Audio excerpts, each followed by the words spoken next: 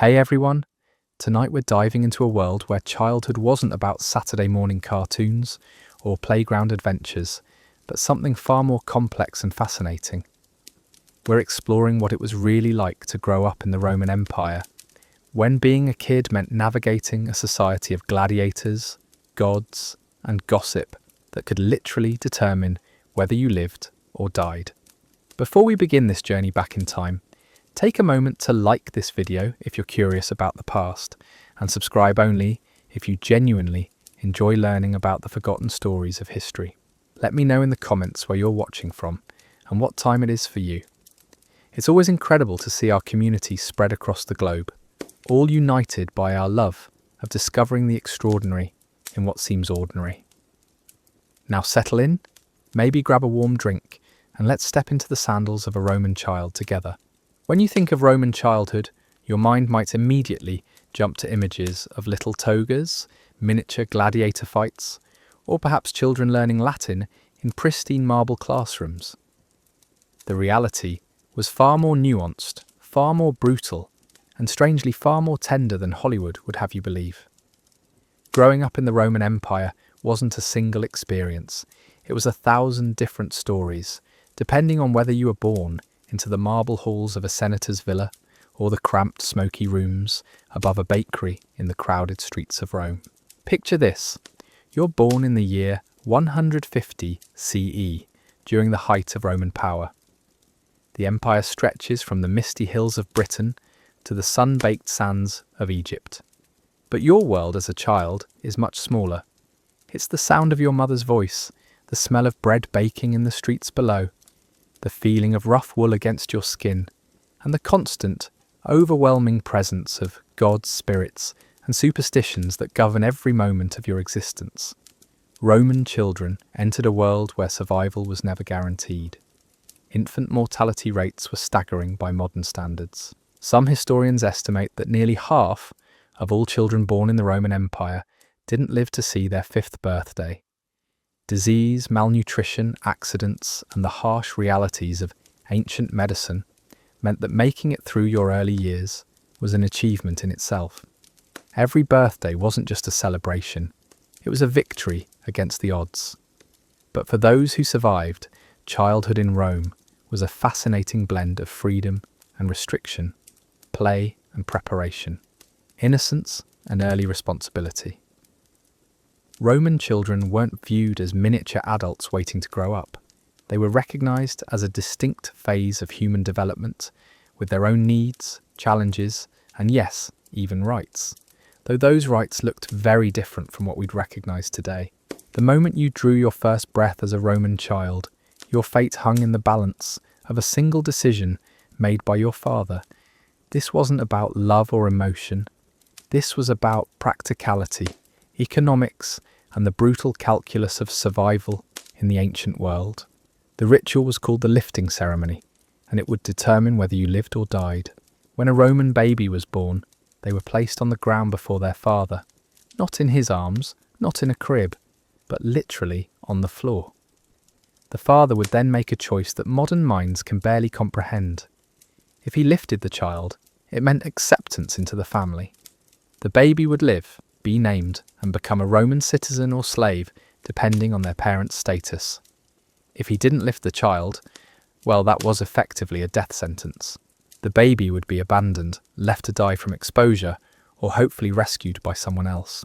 This practice, called infanticide by exposure, wasn't considered murder by Roman standards. It was simply a fact of life. Families couldn't afford to raise children they couldn't feed.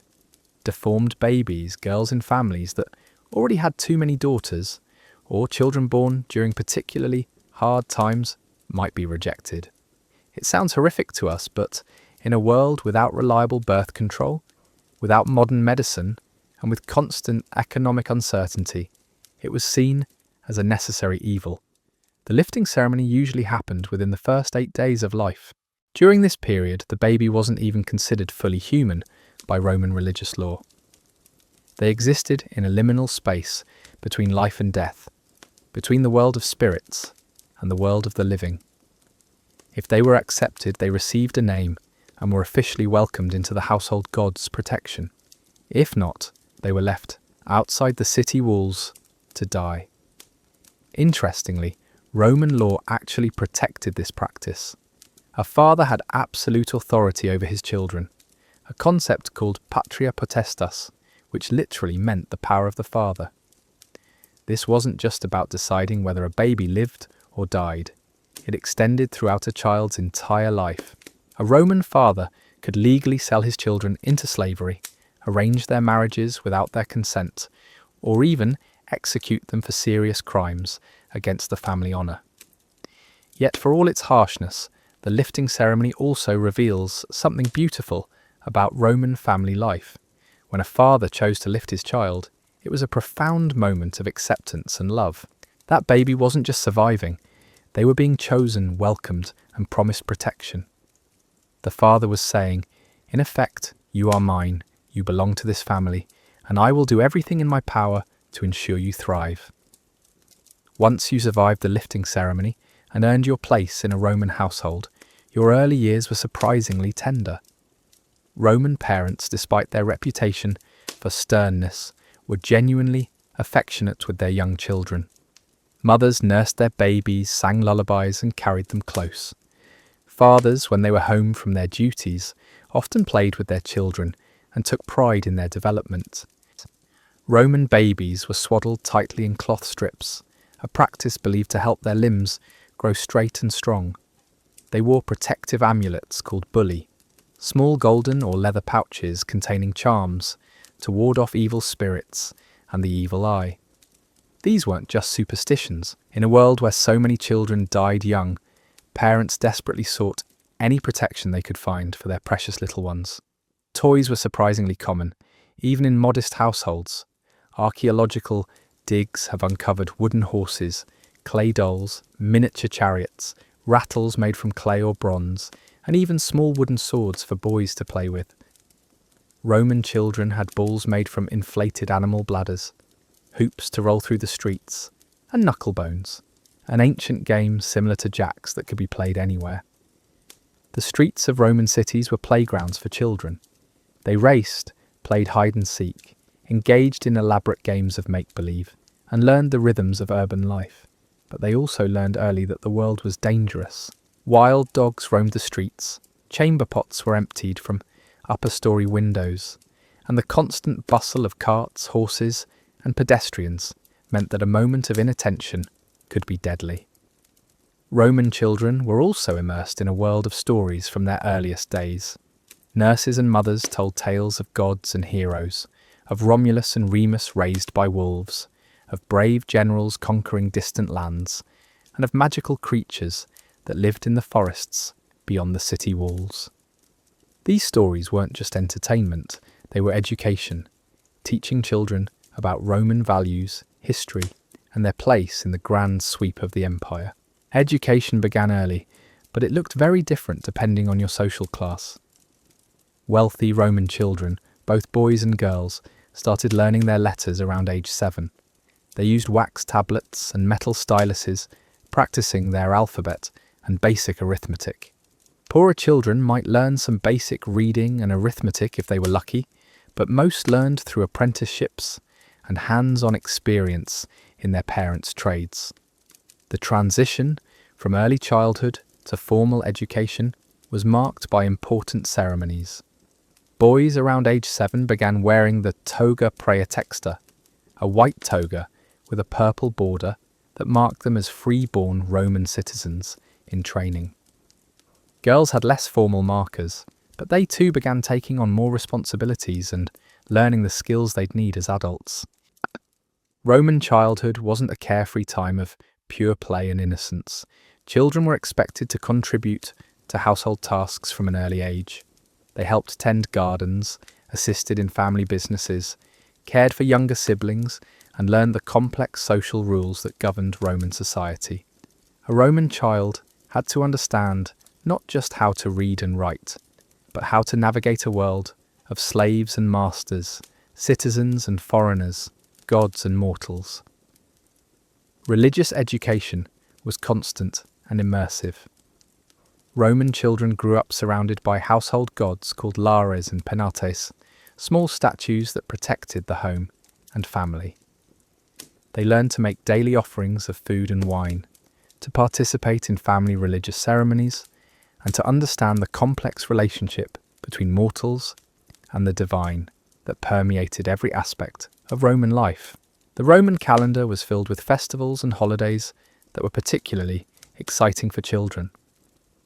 During Saturnalia, the winter festival dedicated to the god Saturn, normal social rules were temporarily suspended. Slaves dined with their masters, gifts were exchanged, and children often received new toys and sweets.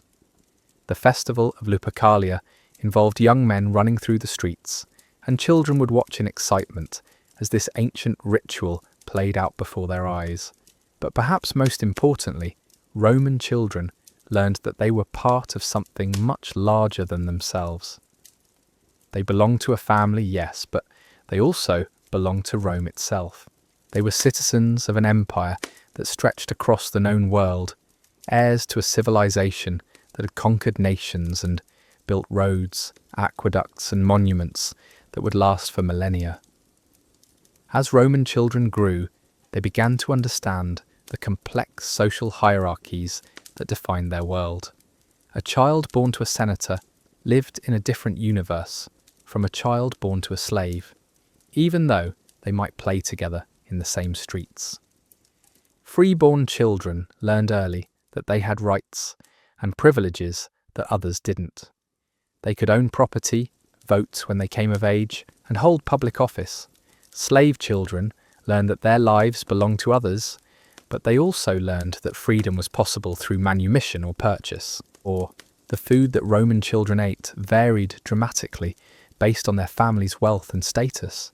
Rich children might feast on exotic delicacies imported from across the empire. Peacock eggs, flamingo tongues, wine mixed with honey, and elaborate pastries shaped like animals. Poor children survived on bread, olive oil, cheese when they could get it, and whatever vegetables could be grown in small urban gardens or purchased cheaply at market. Clothing, too, marked a child's place in society. Wealthy children wore fine linen tunics dyed in expensive colours like purple or deep red. Their clothes were well fitted, clean, and changed regularly. Poor children wore rough wool tunics that might be patched and repatched, dyed with cheap vegetable dyes if they were dyed at all. Shoes were a luxury that many children did without, going barefoot through the streets regardless of weather. Yet despite these vast differences in material circumstances, Roman children across all social classes shared certain common experiences. They all lived in a world where the supernatural was real and present. They all learned to navigate the complex web of family relationships, social obligations, and religious duties that defined Roman life. They all grew up hearing the same stories, celebrating the same festivals, and understanding themselves as part of the great Roman experiment in civilization. Roman children also lived with constant reminders of death and violence. Public executions were common entertainment, gladiatorial games were regular spectacles, and warfare was a constant reality on the empire's frontiers. Children weren't shielded from these harsh realities. They were expected to understand that life was fragile, that strength and courage were virtues, and that Rome's dominance came through superior military might. The games and entertainment that Roman children enjoyed often reflected these adult preoccupations. Boys played with toy soldiers, staged mock battles, and dreamed of military glory. Girls played with dolls, but also learned about the realities of marriage, childbirth, and household management through their play. Even their toys prepared them for the roles they would eventually assume as adults. Roman children were also surprisingly mobile. Wealthy families often owned multiple homes and travelled frequently between city and country estates. Children experienced the bustle of urban Rome, with its million inhabitants, towering apartment buildings, and constant noise and activity. But they also knew the quiet rhythms of rural life, where they could run free in olive groves, help with harvests, and learn about the agricultural foundation that supported the empire's vast urban populations. The relationship between Roman parents and children was complex, shaped by deep affection, but also by practical considerations and social expectations. Mothers were primarily responsible for early childhood care and education, while fathers focused on preparing children for their eventual roles in society. Both parents understood that childhood was a preparation for adulthood, not an end in itself. Roman children learned early that education wasn't just about reading and writing. It was about survival in one of history's most complex societies. The moment a child could speak, they began absorbing lessons that would determine their entire future, and those lessons were far from gentle. For boys from wealthy families, formal education began around age 7 with the grammaticus, a teacher who would drill them relentlessly in Latin literature, Greek poetry, and the art of rhetoric. These weren't cosy classroom experiences with patient instructors. Roman education was brutal, competitive, and unforgiving. Students who failed to memorize their lessons faced physical punishment. The phrase, "spare the rod, spoil the child," could have been invented by Roman educators. Girls, it focused more on practical skills they'd need to manage households and raise children. They from upper-class families received education too, though learned to read and write, studied music and poetry, and most importantly, mastered the intricate social skills necessary to navigate Roman high society. A well-educated Roman woman could quote Virgil, play the lyre, and manage a household of dozens of slaves with equal skill. But education wasn't just for the wealthy. Even slave children received training, though it was intensely practical. They learned trades that would make them valuable to their masters. A slave child might become a skilled scribe, a talented musician, or a master craftsman. Their education was their only path to a better life, and they pursued it with desperate determination. The school day began before dawn. Roman children walked through dark streets, lit only by oil lamps and torches, carrying wax tablets and scrolls.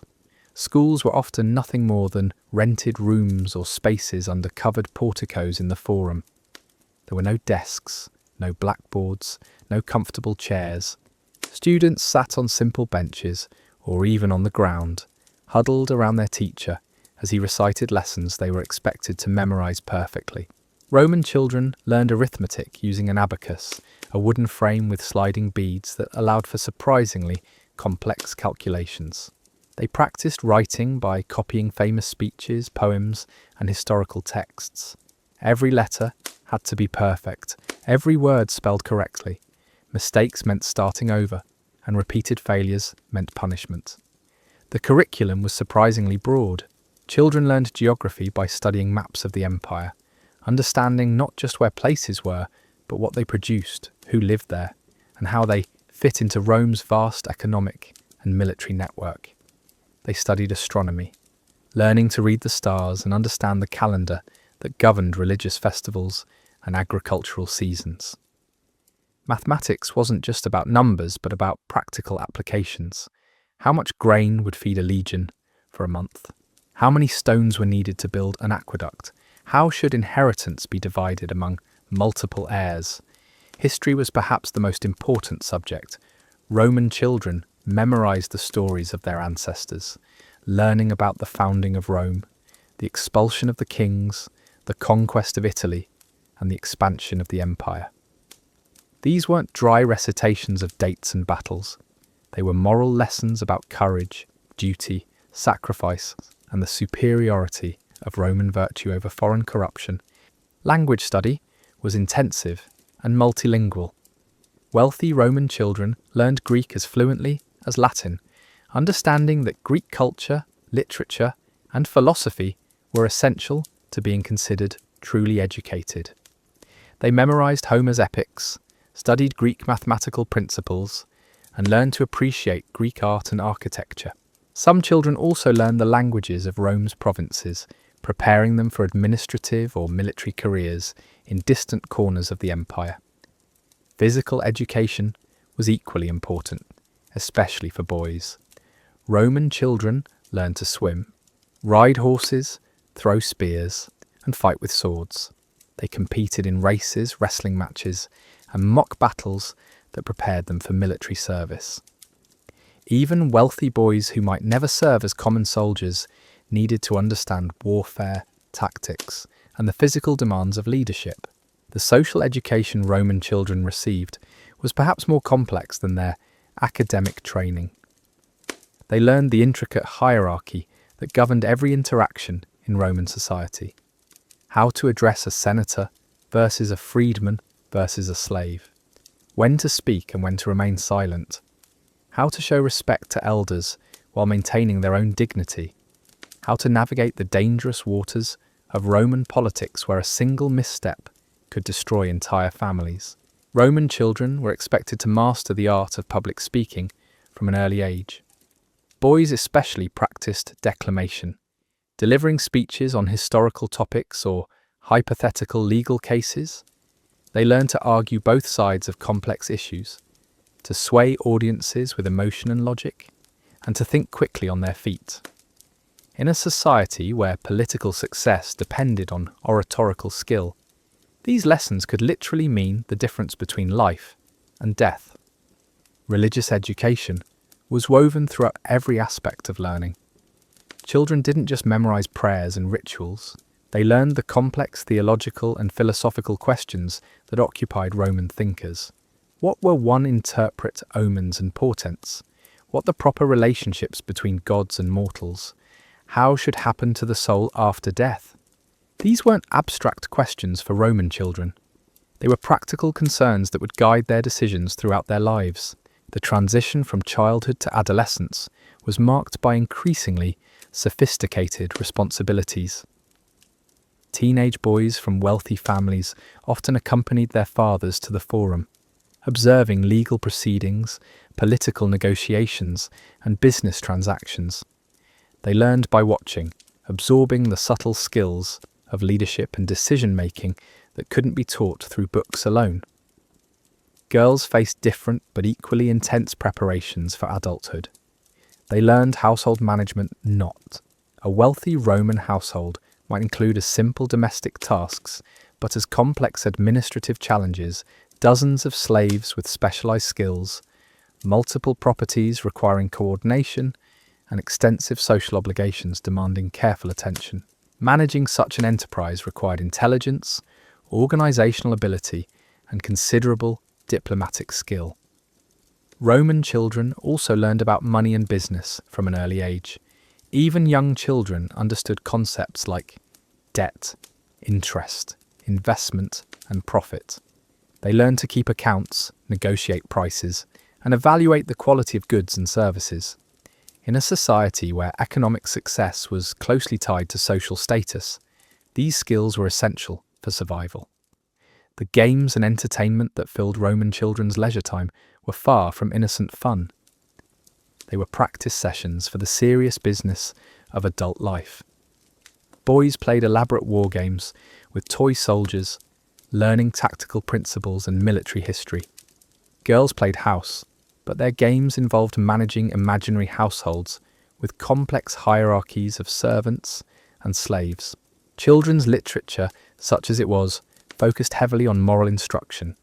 The stories they heard weren't designed primarily to entertain, but to teach proper Roman values.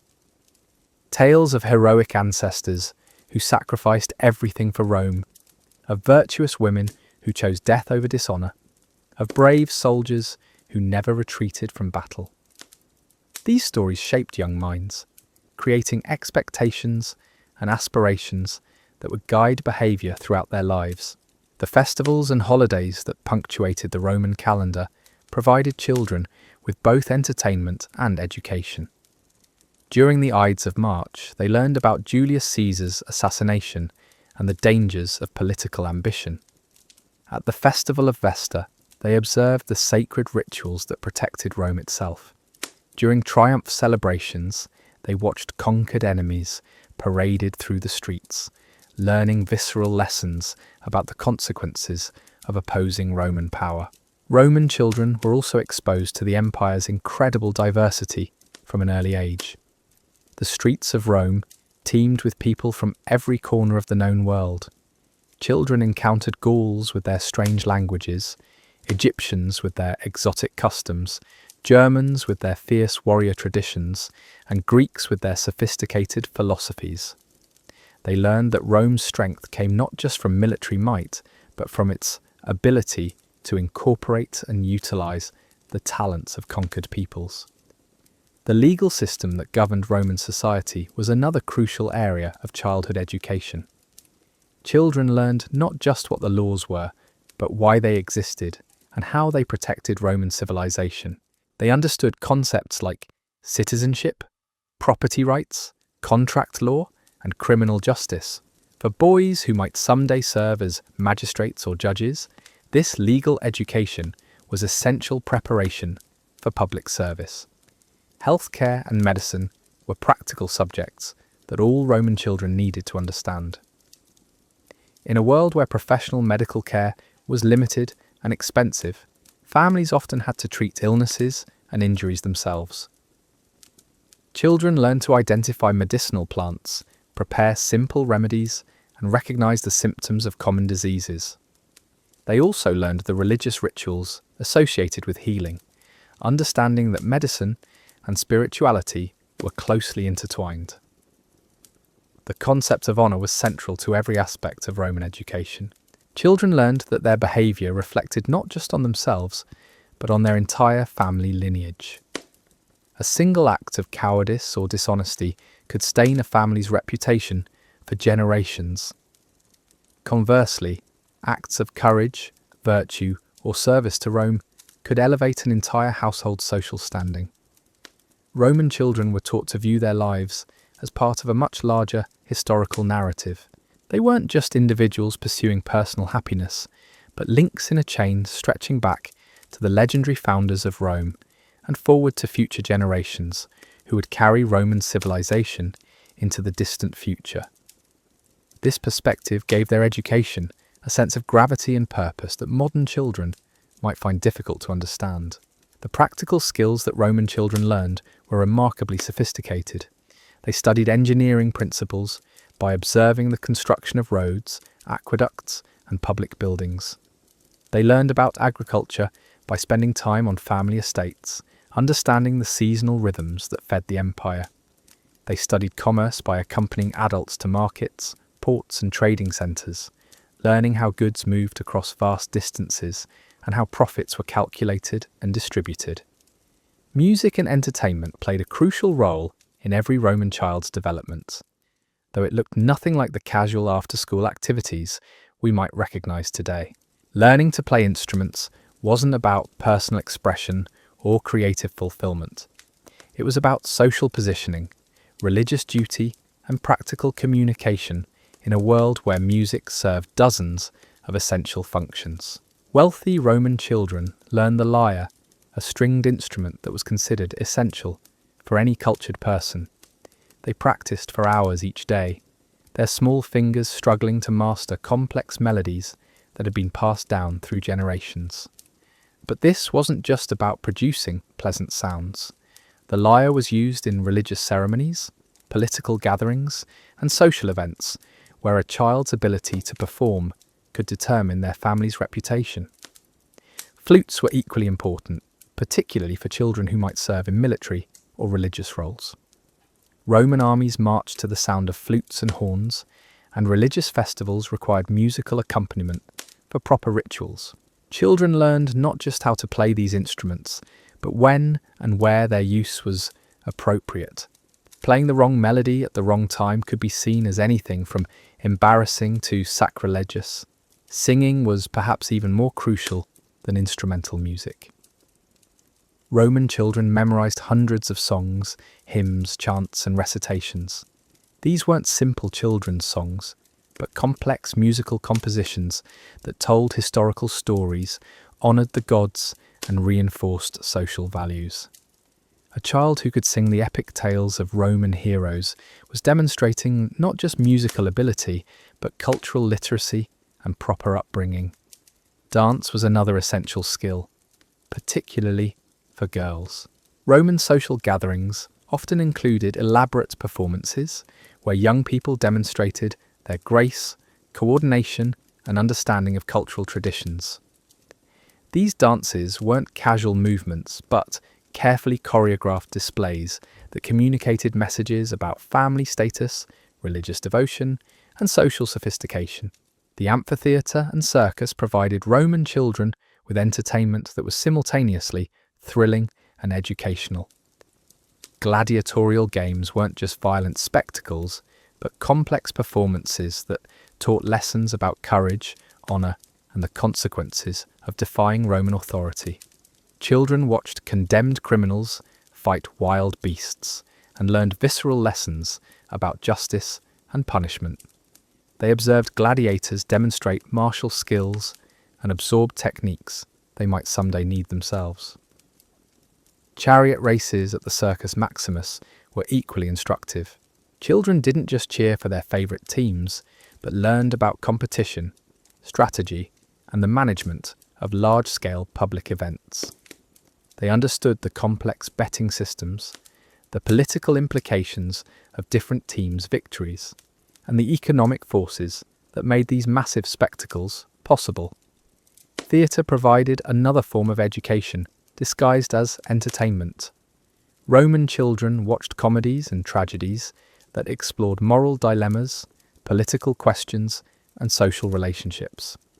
These plays weren't just stories, but case studies in human behaviour, teaching children how to recognise different types of people and predict their actions in various situations.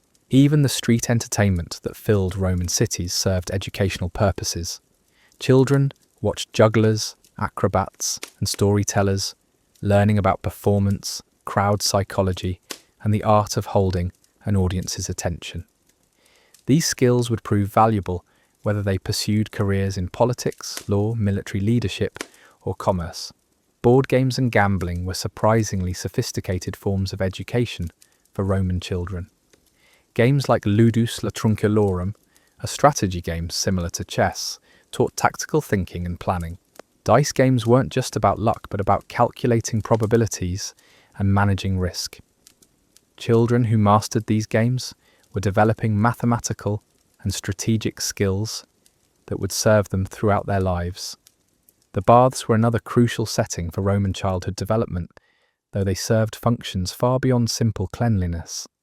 The elaborate bathing complexes that dotted Roman cities were social centres where children learned to navigate complex interpersonal relationships. They observed adult conversations, absorbed political gossip, and learned the subtle art of social networking that was essential for success in Roman society. At the baths, children also received informal education in anatomy, medicine, and physical fitness. They learned to recognise signs of health and illness, understood the importance of exercise and proper nutrition, and absorbed practical knowledge about maintaining their bodies in peak condition. The baths were also places where social hierarchies were both displayed and temporarily suspended, teaching children about the fluid nature of power and status. Roman children's clothing evolved as they matured, serving as visible markers of their progress toward adulthood. The transition from simple tunics to more elaborate garments marked important milestones in their development.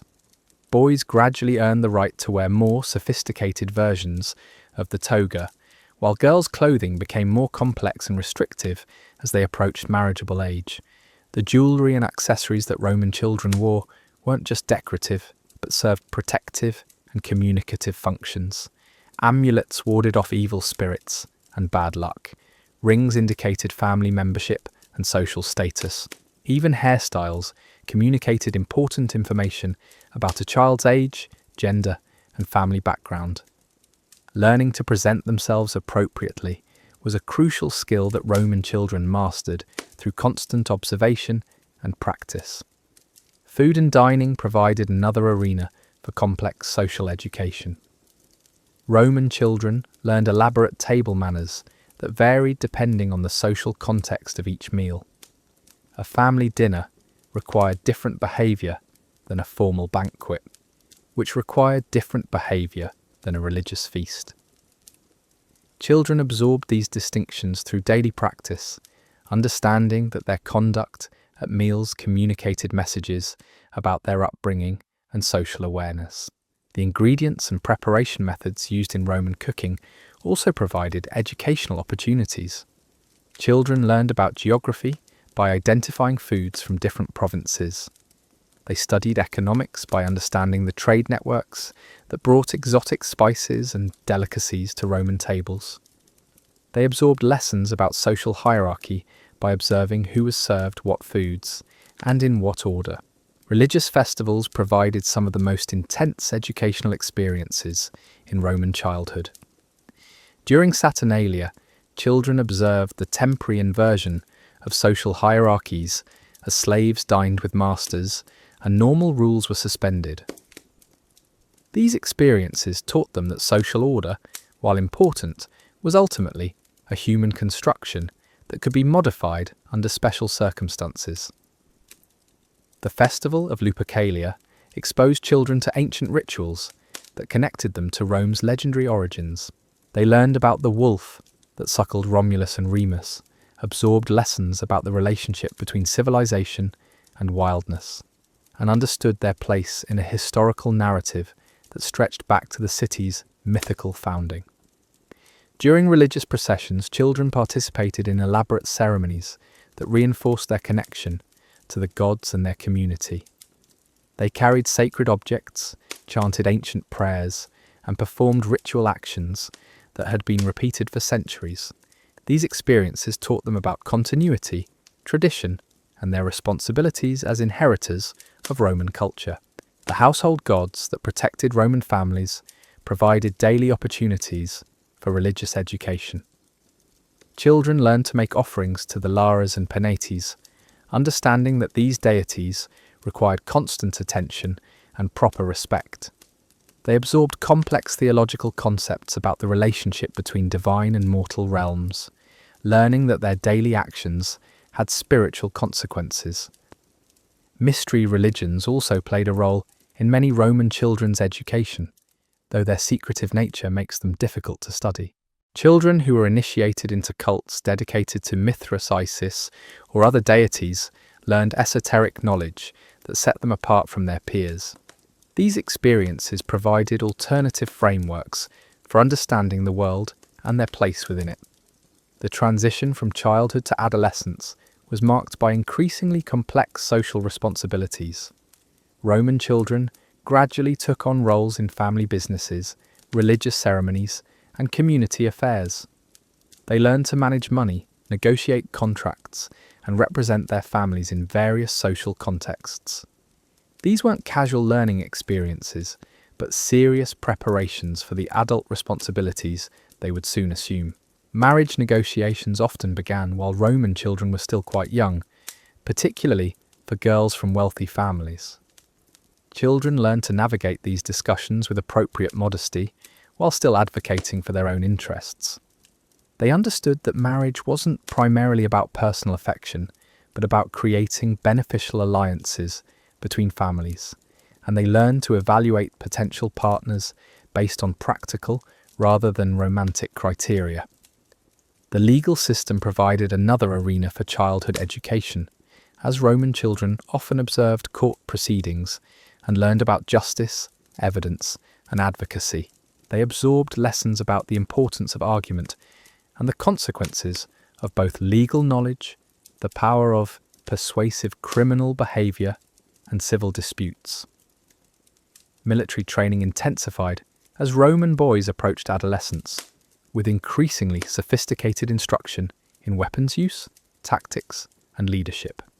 They learned not just how to fight, but how to command others, how to maintain discipline under pressure, and how to make life and death decisions quickly and effectively. The economic education that Roman children received was remarkably comprehensive, covering everything from agricultural production to international trade. They learned about currency systems, banking practices, investment strategies, and the complex relationships between different sectors of the Roman economy. This knowledge was essential for anyone hoping to achieve success in Roman society. Travel provided another crucial form of education for many Roman children, as wealthy families often owned properties in multiple locations and moved seasonally between urban and rural settings. These experiences taught children about the diversity of the Roman world, the challenges of transportation and communication across vast distances, and the practical skills needed to adapt to different environments. The apprenticeship systems that prepared Roman children for various trades and professions were highly structured and demanding. Children who showed aptitude for particular skills were placed with master craftsmen, merchants, or professionals who provided intensive training in exchange for years of service. These relationships were often formalized through contracts that specified the obligations and expectations of both parties. Even leisure activities served educational purposes in Roman childhood, as games, sports, and entertainment were designed to reinforce important social values and practical skills. Children weren't simply playing for fun, but preparing themselves for the complex challenges they would face as adults in one of history's most demanding societies. The apprenticeship systems that prepared Roman children for various trades and professions were highly structured and demanding. Children who showed aptitude for particular skills were placed with master craftsmen, merchants, or professionals who provided intensive training in exchange for years of service. These relationships were often formalized through contracts that specified the obligations and expectations of both parties. Even leisure activities served educational purposes in Roman childhood, as games, sports, and entertainment were designed to reinforce important social values and practical skills. Children weren't simply playing for fun, but preparing themselves for the complex challenges they would face as adults in one of history's most demanding societies. The medical knowledge that Roman children absorbed was a fascinating blend of practical experience, religious belief, and inherited wisdom that often bore little resemblance to modern healthcare. In a world where a simple cut could lead to death from infection, and where childbirth claimed the lives of countless mothers, understanding the human body and its ailments wasn't just academic curiosity. It was survival. Roman children learned to identify medicinal plants from an early age, understanding which herbs could soothe a fever, which roots could ease digestive problems, and which flowers might help heal wounds. They memorized recipes for poultices and tonics that had been passed down through generations, treatments that combined genuine therapeutic properties with magical thinking and religious ritual. But medical education wasn't limited to herbal remedies. Roman children observed surgical procedures, learned to set broken bones, and understood basic principles of anatomy through direct observation. In a society where gladiatorial games and public executions were common entertainment, children became familiar with the human body's vulnerabilities and the various ways it could be damaged or repaired. The concept of humoral medicine dominated Roman medical thinking, and children learned to understand health in terms of balancing different bodily fluids. They absorbed complex theories about how blood, phlegm, yellow bile, and black bile needed to remain in proper proportion for optimal health.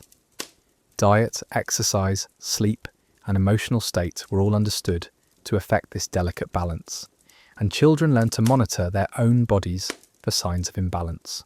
Dental care was another area where Roman children received surprisingly sophisticated education. They learned to clean their teeth with twigs and abrasive powders, understood the connection between diet and tooth decay, and knew various remedies for toothaches and gum disease. Wealthy Roman children often had access to skilled dental practitioners who could extract damaged teeth and even create primitive dentures. The psychological aspects of health were also well understood by Roman educators. Children learned to recognize signs of mental distress, understood the connection between physical and emotional well-being, and absorbed strategies for maintaining psychological balance.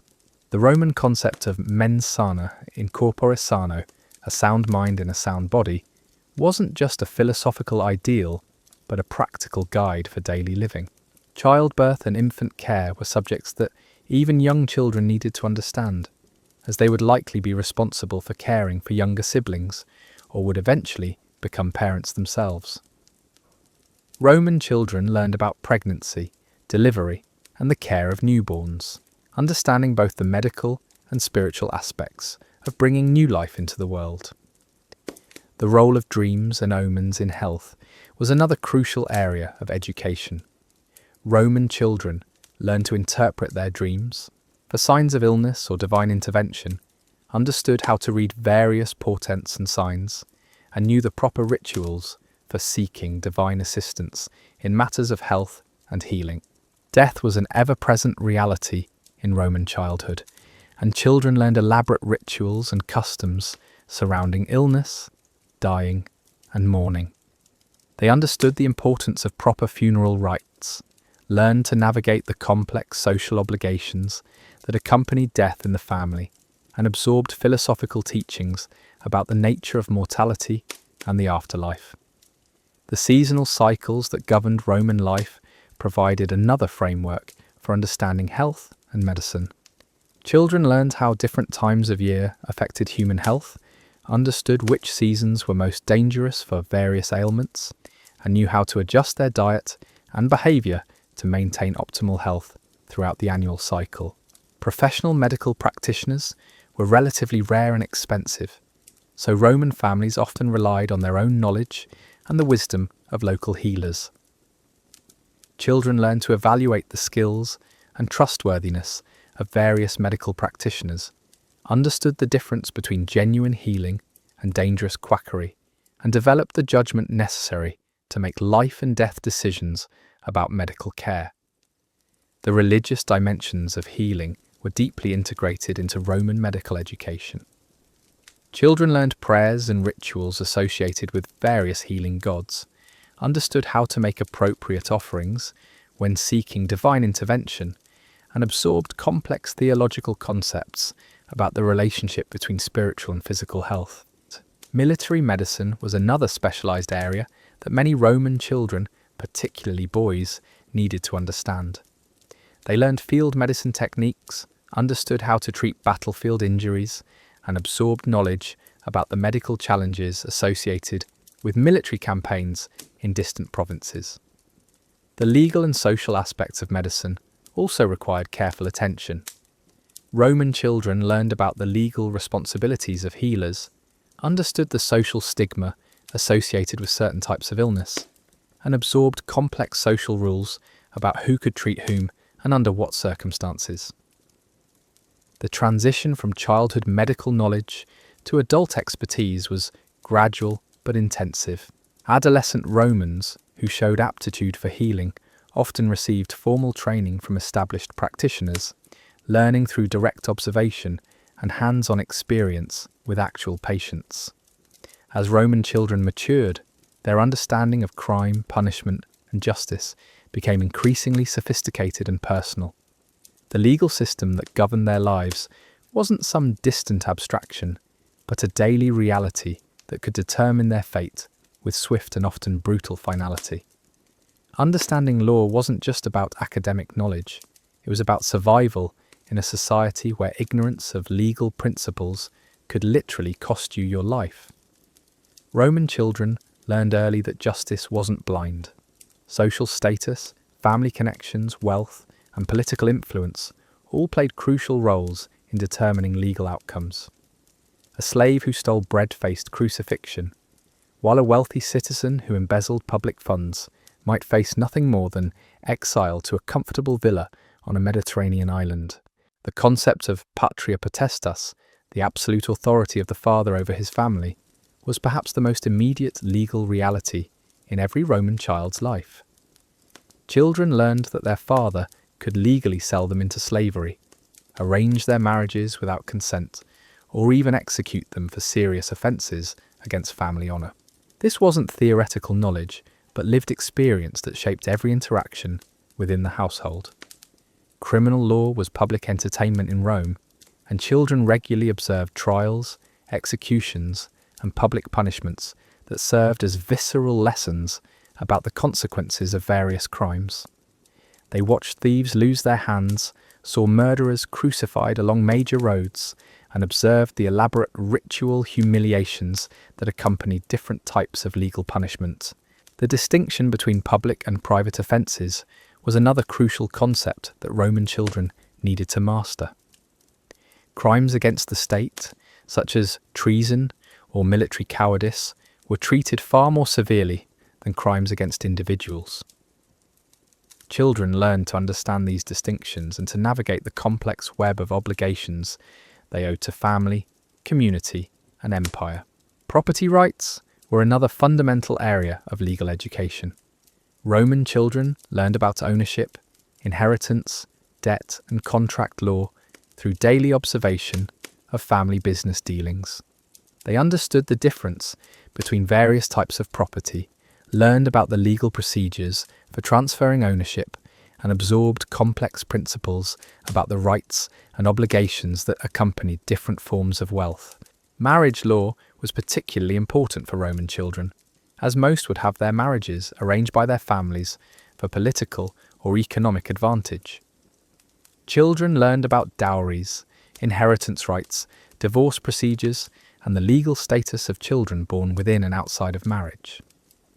These weren't abstract concepts, but practical knowledge they would need to navigate their own adult relationships.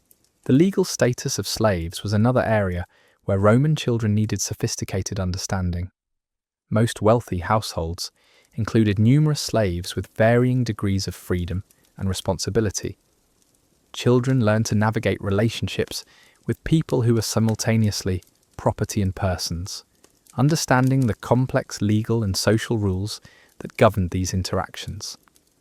Citizenship was perhaps the most valuable legal status in the ancient world, and Roman children learned to appreciate and protect their privileged position. They understood the legal benefits of citizenship, the obligations it entailed, and the various ways it could be lost or extended to others.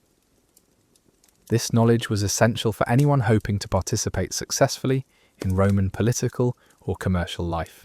The court system itself provided ongoing education for Roman children, who often accompanied their fathers to legal proceedings and observed the intricate procedures that governed Roman justice. They learned about evidence, witness testimony, legal advocacy, and the various factors that influenced judicial decisions. Legal advocacy was considered one of the highest forms of public service, and many Roman boys received intensive training in the skills necessary for courtroom success. They learned not just law but rhetoric, psychology, and the art of persuasion that could mean the difference between life and death for their clients. The relationship between law and religion was another complex area that Roman children needed to understand. Many legal procedures included religious elements, certain crimes were considered offences against the gods, as well as the state, and various legal rituals required proper religious observance for their validity. International law and the legal status of foreigners were increasingly important topics as the Roman Empire expanded.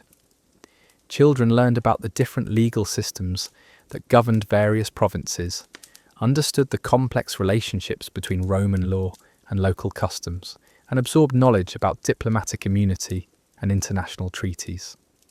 The punishment of criminals provided some of the most memorable legal education for Roman children. Public executions were elaborate spectacles designed to reinforce social order and demonstrate the consequences of challenging Roman authority. Children learned to read these events as complex communications about power, justice, and social hierarchy. Military law was another specialized area that many Roman children needed to understand. The discipline that governed Roman armies was notoriously harsh, and children learned about military justice, the legal obligations of soldiers, and the severe penalties associated with various forms of military misconduct. Commercial law became increasingly important as Roman children prepared for adult careers in trade, banking, or other business enterprises. They learned about contracts, partnerships, banking regulations, and the legal procedures that governed commercial disputes. The appeals process and various levels of Roman courts provided another area of legal education. Children learned about the hierarchy of judicial authority, understood how cases moved through different levels of the court system, and absorbed knowledge about the political factors that influenced legal decisions. Family law was particularly complex in Roman society, as households often included multiple generations, adopted children, slaves, and various dependents with different legal statuses. Children learned to navigate these relationships while understanding their own legal position within the family hierarchy. The concept of legal precedent was well established in Roman law, and children learned to understand how past decisions influence current cases. They absorbed knowledge about famous legal cases, understood how legal principles evolved over time, and learned to apply historical precedents to contemporary legal challenges. As Roman children approached adulthood, their legal education became more intensive and specialized. Those destined for careers in politics or law received advanced training in legal theory and courtroom practice. Others learned the specific legal knowledge necessary for their chosen professions or family businesses. The Roman understanding of law, as the foundation of civilization, was deeply ingrained in every child's education. They learned that law distinguished Romans from barbarians, that legal procedures protected individual rights while maintaining social order, and that respect for law was essential for the continued success of the empire. The intersection of politics and law was another crucial area of education for Roman children. They learned that legal decisions often had political implications, understood how powerful families used the court system to advance their interests, and absorbed knowledge about the complex relationships between legal and political authority. Personal safety in Roman cities required constant vigilance and a sophisticated understanding of urban dangers that most modern children couldn't imagine. Roman streets were chaotic, violent places where a moment's inattention could result in serious injury or death. Children learned early to navigate these hazards, while still enjoying the excitement and opportunities that city life provided. The narrow, winding streets of Roman neighbourhoods were clogged with traffic from dawn to dusk. Carts pulled by oxen or mules thundered over cobblestones, their drivers cursing and shouting at pedestrians to move aside. Roman children learned to press themselves against building walls when they heard the rumble of approaching wheels, understanding that being trampled by a heavy cart was a very real possibility. Water was another constant hazard in Roman cities. Multi-storey apartment buildings, called insulae, often had residents who emptied chamber pots and wash basins directly into the streets below. Children learned to look up before walking under windows and to recognise the warning shouts that preceded the dumping of wastewater. Getting doused with someone's dirty water was unpleasant. Getting hit by a falling chamber pot could be fatal. Fire was perhaps the greatest urban danger that Roman children faced. The closely packed wooden buildings, oil lamps, cooking fires, and primitive heating systems created constant signs of fire, understood fire hazards. Children learned to identify third evacuation routes from their neighbourhoods and knew the location of water sources that might help fight flames. The Great Fire of Rome in 64 CE, which destroyed much of the city, was a vivid reminder of how quickly urban life could turn deadly. Crime was another daily concern that shaped every aspect of Roman childhood. Pickpockets worked the crowded streets and markets, looking for distracted victims. Muggers lurked in dark alleys and quiet corners. Children learned to travel in groups when possible, to avoid displaying valuable items, and to recognise the signs of potential trouble. The urban poor, including many children, often survived through various forms of petty crime. Begging, stealing, and prostitution were common survival strategies for those with no other options. Roman children from more privileged backgrounds learned to navigate these realities while maintaining their own safety and social position. Wild animals were surprisingly common in Roman cities. Stray dogs formed packs that could be dangerous to children. Rats carried disease and competed for food scraps.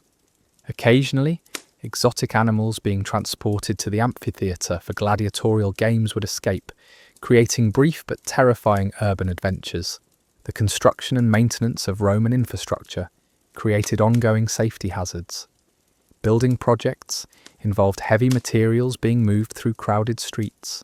Road repairs left dangerous holes and obstacles. Aqueduct maintenance sometimes resulted in flooding. Children learned to recognize and avoid these temporary but serious dangers. Weather created additional urban hazards that Roman children needed to understand. Heavy rains turned streets into rushing streams that could sweep away unwary pedestrians. Ice made walking treacherous. Extreme heat created health hazards, particularly in the crowded, poorly ventilated apartment buildings where most Roman families lived. The social dynamics of Roman streets were as dangerous as the physical hazards. Children learned to recognize the signs of brewing conflicts between different social groups, understood when political tensions might erupt into violence, and knew how to avoid getting caught up in riots or disturbances. Market days brought additional challenges as crowds of people from surrounding areas flooded into the city. Children learned to navigate the increased congestion while taking advantage of the entertainment and opportunities that market days provided. They understood how to avoid being separated from their families in the chaos and knew meeting places where they could reconnect if they got lost. The Roman passion for public entertainment created its own set of urban hazards. Crowds heading to and from gladiatorial games or chariot races could turn violent, particularly when political tensions were high or when popular favourites suffered unexpected defeats. Children learned to read crowd moods and to find safe routes away from potentially dangerous gatherings. Sanitation was a constant health hazard in Roman cities. Human and animal waste, rotting garbage, and industrial pollution created disease-breeding conditions that particularly threatened children's health. Roman children learned basic hygiene practices, understood which water sources were safe to drink from, and knew how to recognize the signs of various diseases. The complex social hierarchies of Roman society created their own forms of danger for children. Insulting someone of higher social status could result in severe punishment. Failing to show proper respect to officials or wealthy citizens could have serious consequences. Children learn to navigate these social minefields while still maintaining their own dignity and family honour. Religious festivals and public ceremonies created temporary but intense urban hazards.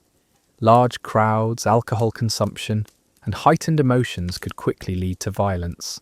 Children learn to enjoy these events while staying alert for signs of trouble and knowing escape routes if situations became dangerous. The presence of slaves throughout Roman cities created complex social dynamics that children needed to understand for their own safety. Some slaves were trusted household servants, while others were desperate individuals looking for any opportunity to improve their situation.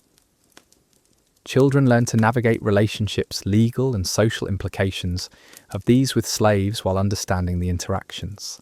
Transportation within Roman cities required constant attention to safety. Sedan chairs carried by slaves could suddenly appear around corners. Horses ridden by messengers or officials moved quickly through crowded streets. Children learned to be aware of all forms of traffic while still moving efficiently through the urban landscape. The night brought additional dangers that made Roman cities particularly hazardous after dark. Most streets had no lighting except for occasional torches or oil lamps. Criminal activity increased significantly once the sun set. Children learned that venturing out after dark was extremely dangerous and that even emergency trips required careful planning and adult supervision. Despite all these hazards, Roman cities were also places of incredible opportunity and excitement for children. The key to urban survival was developing a sophisticated understanding of danger while still being able to take advantage of all the benefits that city life offered. Roman children who mastered these skills could thrive in one of history's most dynamic and challenging urban environments. The transition from childhood to adolescence in the Roman Empire wasn't marked by birthday parties or graduations. It was a complex series of rituals, expectations, and social transformations that could happen as early as age 12 or as late as 16, depending on your family's circumstances and your own physical development. For Roman children, becoming an adult wasn't just about growing taller or developing a deeper voice. It was about taking on legal, religious, and social responsibilities that would define the rest of their lives. The most dramatic transformation occurred for Roman boys through a ceremony called the toga virilis, literally the toga of manhood. This wasn't a casual celebration, but a profound religious and social ritual that marks the end of childhood forever. On the day chosen by his father, usually during the festival of Liberalia in March, a Roman boy would remove his childhood toga praetexta with its distinctive purple stripe and don the plain white toga of adult citizenship. The ceremony began before dawn with prayers to the household gods.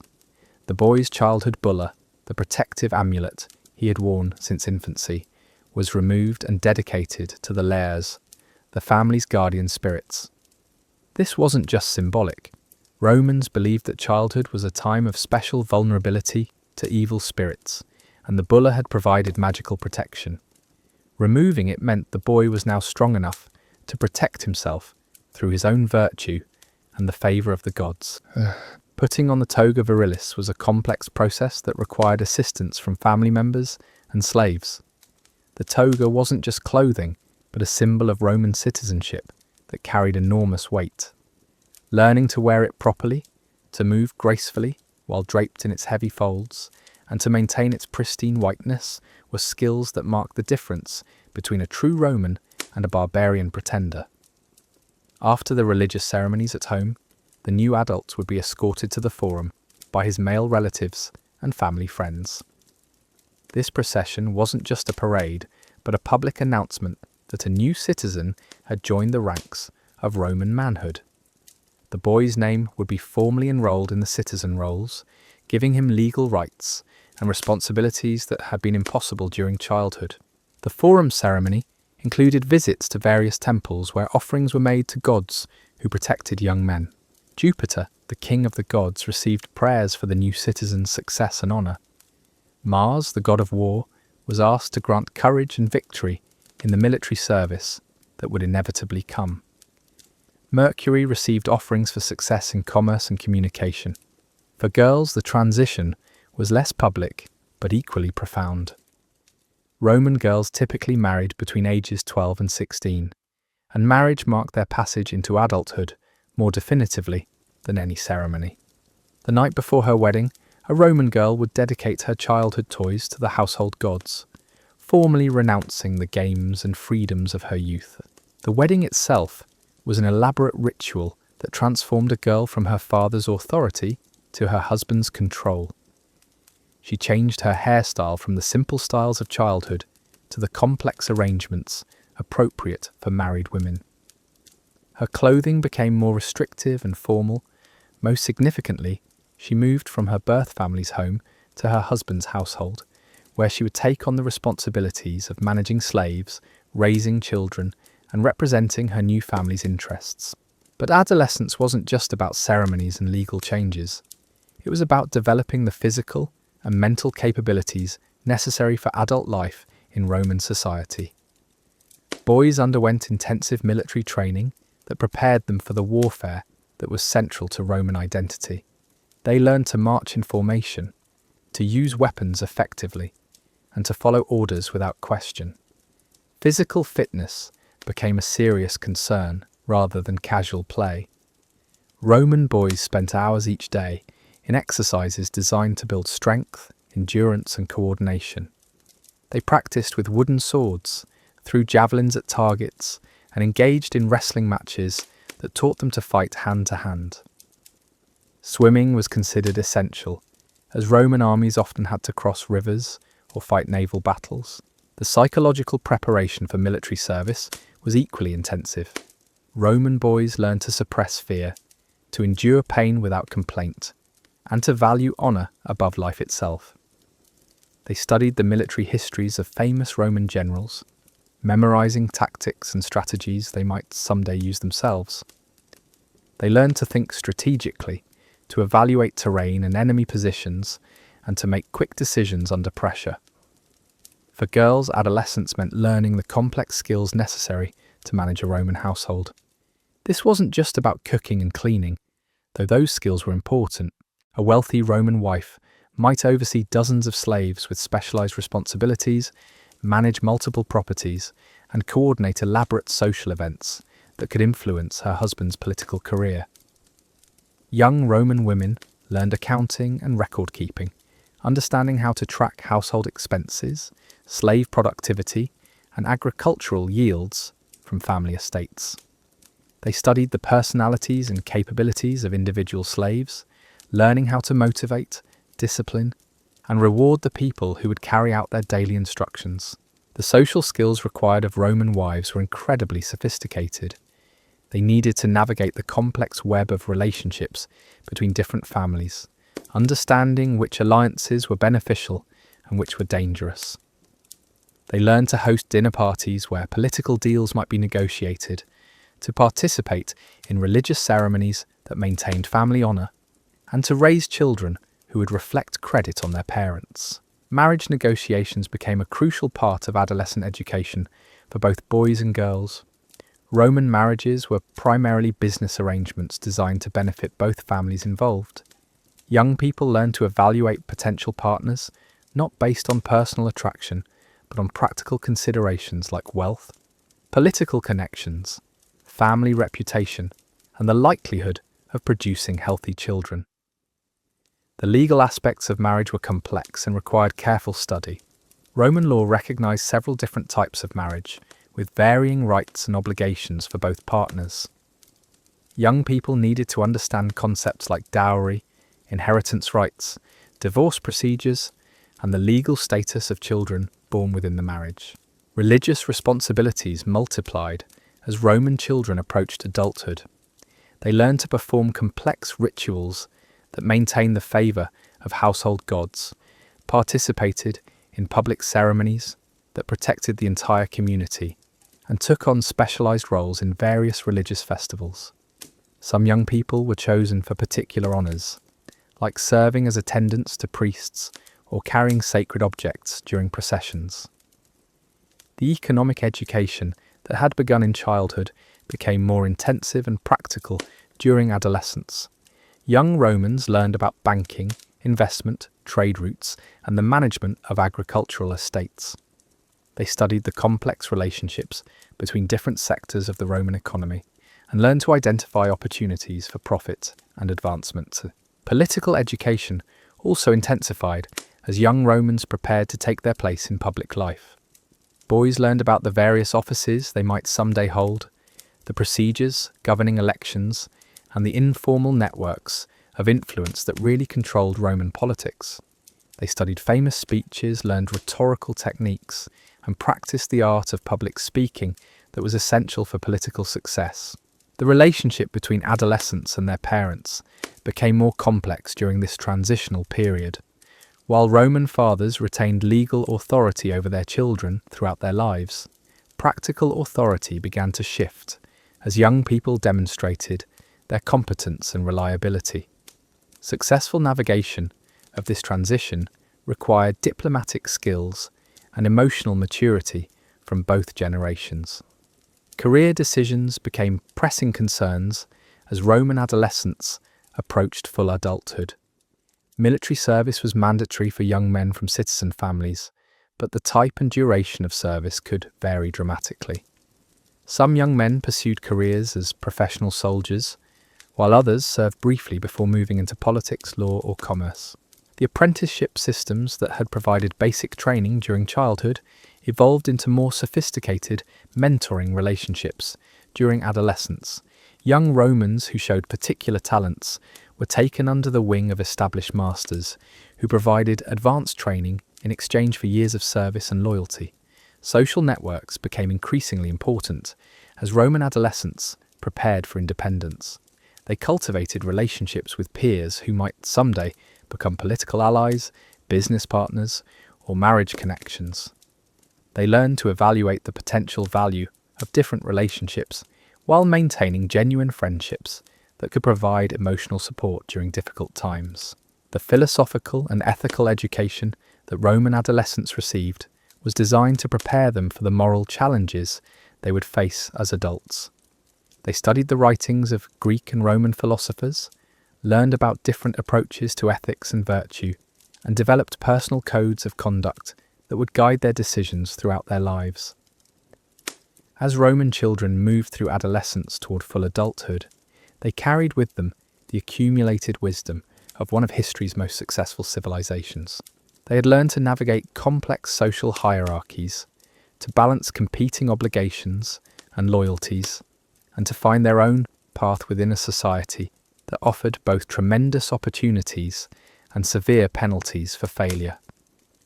The knowledge, skills, and values they had absorbed during their childhood and adolescence would soon be tested in the adult world of Roman politics, commerce, warfare, and family life. Some would rise to positions of great power and influence. Others would find satisfaction in more modest achievements. All would carry forward the cultural inheritance that had made Rome the dominant force in the ancient world. But before they could fully claim their place as adult Romans, there were still more lessons to learn, more rituals to complete, and more challenges to overcome. The transition from adolescence to full adulthood would bring new responsibilities, new opportunities, and new dangers that would test everything they had learned during their carefully structured Roman childhood. The final phase of Roman childhood education focused intensively on the practical skills and social connections that would determine success or failure in adult life. As young Romans approached their late teens, the playful learning of earlier years gave way to serious preparation for the responsibilities they would soon assume. This wasn't just about acquiring more in them through the challenges ahead. That would suss knowledge, but about developing the judgment, character, and relationships. For young men destined for political careers, the most crucial education happened not in classrooms but in the forum itself, where they served as attendants to established politicians. These apprenticeships provided insider access to the real workings of Roman power. Young men learned to read the subtle signals that indicated shifting alliances, to understand the unspoken agreements that governed political cooperation, and to recognize the personality types and motivations that drove different political figures. They observed negotiations, witnessed the crafting of legislation, and absorbed the complex procedures that governed Roman political life.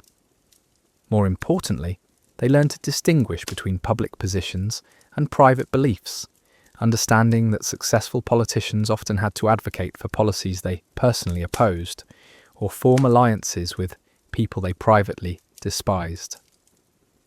The art of political oratory reached its highest level during these apprentice years.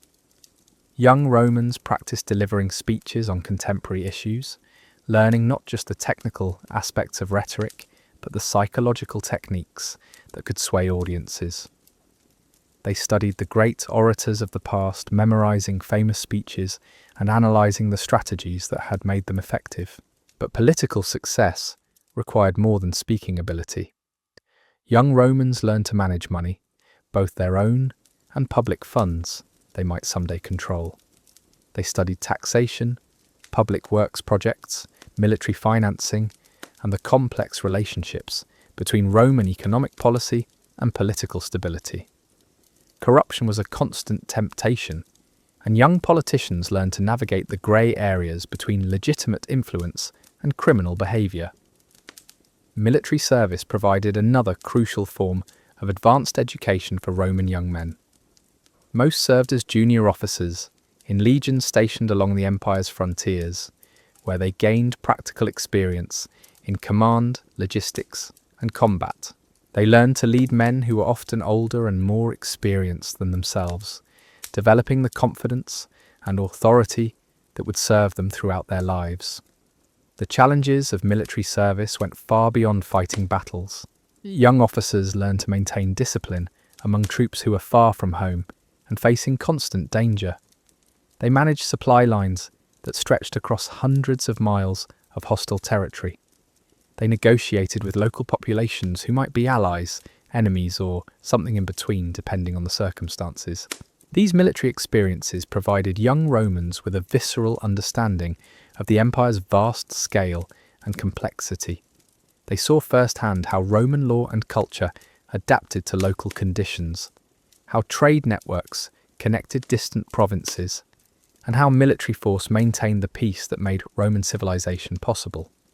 For young women, the transition to full adulthood centered around marriage and motherhood, but these roles required sophisticated skills that went far beyond domestic duties. A wealthy Roman wife was expected to manage complex households that might include hundreds of slaves, multiple properties, and extensive business interests. She needed to understand law, finance, agriculture, and human psychology to fulfill these responsibilities successfully. The social obligations of Roman wives were equally demanding. They hosted elaborate dinner parties where political alliances were forged and broken, participated in religious ceremonies that maintained family honor, and managed the complex network of relationships that connected their families to the broader Roman elite. A wife's social skills could make or break her husband's political career. Motherhood brought additional responsibilities that required both practical knowledge and emotional strength. Roman women understood that they would likely lose several children to disease or accident, and they learned to balance deep maternal love with the emotional resilience necessary to survive repeated losses. They needed to prepare their surviving children for the challenges of Roman life, while protecting them from dangers they might not yet understand. The religious roles that Roman women assumed during adulthood were complex and influential. Some became priestesses in various cults, wielding significant spiritual authority within their communities.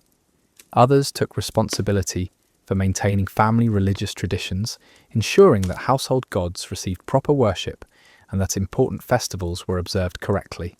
Education in the healing arts became particularly important for Roman women, who were often responsible for the health of their families and slaves.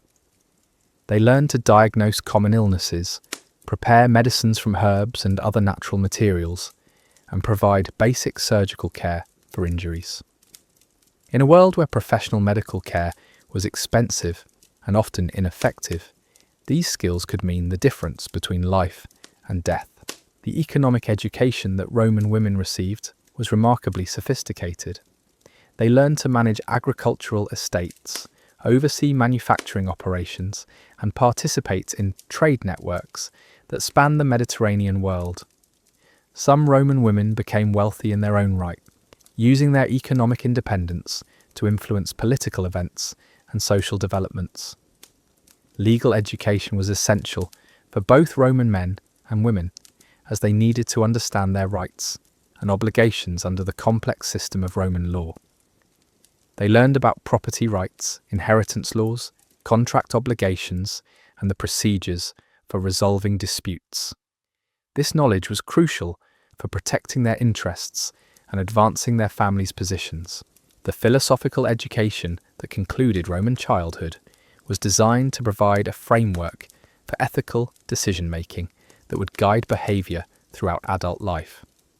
Young Romans studied competing schools of thought, from Stoicism to Epicureanism, learning to evaluate different approaches to virtue, happiness, and social responsibility. These philosophical studies weren't abstract academic exercises, but practical preparation for the moral challenges of adult life.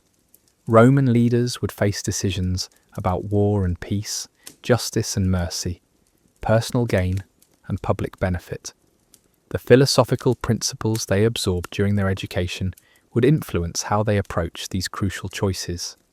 The mentoring relationships that Roman young people developed during their final years of education often lasted throughout their lives. Successful Romans maintained connections with their teachers, political sponsors, and military commanders, creating networks of mutual obligation and support that provided security in an uncertain world. As Roman children completed their education and prepared to assume adult responsibilities, they carried with them one of the most comprehensive and practical educational systems in human history. They had learned not just facts and skills, but wisdom about human nature, social dynamics, and the art of living successfully in a complex civilization. The Roman approach to childhood education produced individuals who were remarkably adaptable, resilient, and capable of leadership under challenging. They became generals commanding circumstances. Whether legions on distant frontiers, politicians navigating the treacherous waters of Roman politics, or private citizens managing their families and businesses, they possessed the knowledge and character necessary to contribute to their society's continued success. But Roman childhood education also reflected the values and limitations of its time. The system was designed to perpetuate existing social hierarchies, to maintain Roman dominance over conquered peoples, and to prepare children for roles in a society that accepted slavery, political violence, and gender inequality as natural and inevitable. The children who emerged from this educational system would go on to create some of history's greatest achievements in law, engineering, literature, and governance. They would also participate in conquest, oppression, and the gradual decline that would eventually bring down the Roman Empire itself. Their childhood education had prepared them to be Romans, with all the greatness and tragedy that identity entailed. As Roman children approached their final years before full adulthood, they entered perhaps the most intense and transformative period of their entire education. This was when the theoretical knowledge they had accumulated throughout their youth was tested against the harsh realities of Roman society, where a single misstep could destroy not just their own futures, but their entire family's reputation and fortune. The concept of honour became more than just an abstract virtue during these crucial years. It became a living, breathing force that governed every decision, every relationship, and every public appearance. Roman adolescents learned that honour wasn't something you earned once and kept forever. It was a fragile treasure that required constant vigilance to maintain and could be lost in an instant through careless words or thoughtless actions. Young Romans discovered that the social networks they had been building throughout their childhood now carried life or death importance. A casual friendship formed during school years might blossom into a political alliance that could elevate an entire family to new heights of power and prestige. Conversely, a childhood rivalry or perceived slight could fester into a vendetta that would follow them throughout their adult lives, creating enemies who would work tirelessly to destroy their careers and reputations. The economic realities of Roman society became starkly apparent as young people prepared to assume adult responsibilities. They learned that wealth wasn't just about comfort or luxury, but about survival in a world where financial ruin could lead to slavery, exile, or death. The complex web of debts, obligations, and financial relationships that connected Roman families required constant attention and skillful management. Young Romans studying commerce discovered that trade wasn't simply about buying and selling goods, but about understanding the political, military, and social forces that could disrupt entire economic systems overnight. A rebellion in Gaul could make certain luxury goods impossible to obtain. A plague in Egypt could drive up grain prices and create famine conditions in Rome itself. Pirates in the Mediterranean could destroy shipping routes that had operated safely for generations. The banking systems that financed Roman commerce were equally complex and dangerous. Young people learned that loans weren't just financial instruments, but political weapons that could be used to control rivals, reward allies, or manipulate public policy. Interest rates fluctuated not just based on economic conditions, but on political developments that might seem completely unrelated to business concerns. Agricultural management required understanding not just farming techniques, but the complex relationships between landowners, tenant farmers, and slave labour that made Roman agriculture possible. Young Romans learned to evaluate soil quality, plan crop rotations, and manage livestock, but they also had to understand the social dynamics that could turn productive estates into scenes of rebellion and violence. The slave economy that underpinned Roman prosperity presented particular challenges for young Romans trying to understand their world. They learned that slaves weren't just property, but human beings with their own motivations, capabilities, and potential for both loyalty and betrayal. Managing slaves effectively required psychological insight, cultural sensitivity, and the ability to inspire both fear and respect. Some Roman adolescents discovered they had natural talents for understanding and motivating people, skills that could be applied whether they were managing household slaves, commanding military units, or persuading voters in political campaigns. Others learned that they were better suited for more technical pursuits, like engineering, medicine, or scholarly research, careers that offered different paths to success and recognition. The religious dimensions of Roman life became more complex and personally meaningful as young people prepared for adulthood. They learned that religious observance wasn't just about following traditional rituals, but about understanding the spiritual forces that Romans believed governed their individual and collective destinies. The gods weren't distant figures, but active participants in daily life, who required careful attention and proper respect. Divination and augury became practical skills that many young Romans needed to master. The ability to read omens, interpret dreams, and understand the will of the gods could influence major decisions about everything from business ventures to military campaigns. Young people learned that religious authority could translate into political power, and that spiritual insight was valued as highly as military prowess or oratorical skill. The mystery religions that attracted many Romans offered alternative spiritual paths that could provide both personal fulfillment and social connections.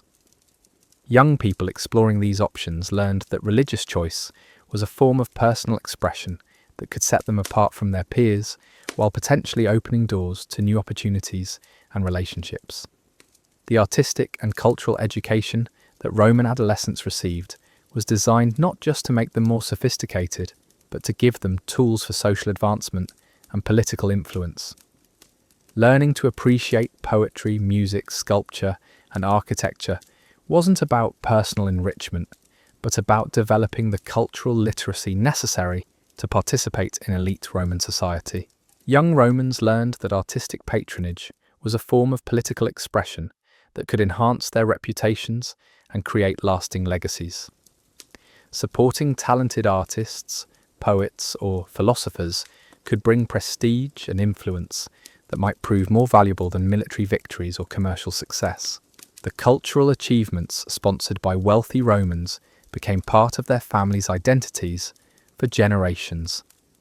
The intellectual traditions that Romans inherited from Greek civilization required careful study and thoughtful adaptation.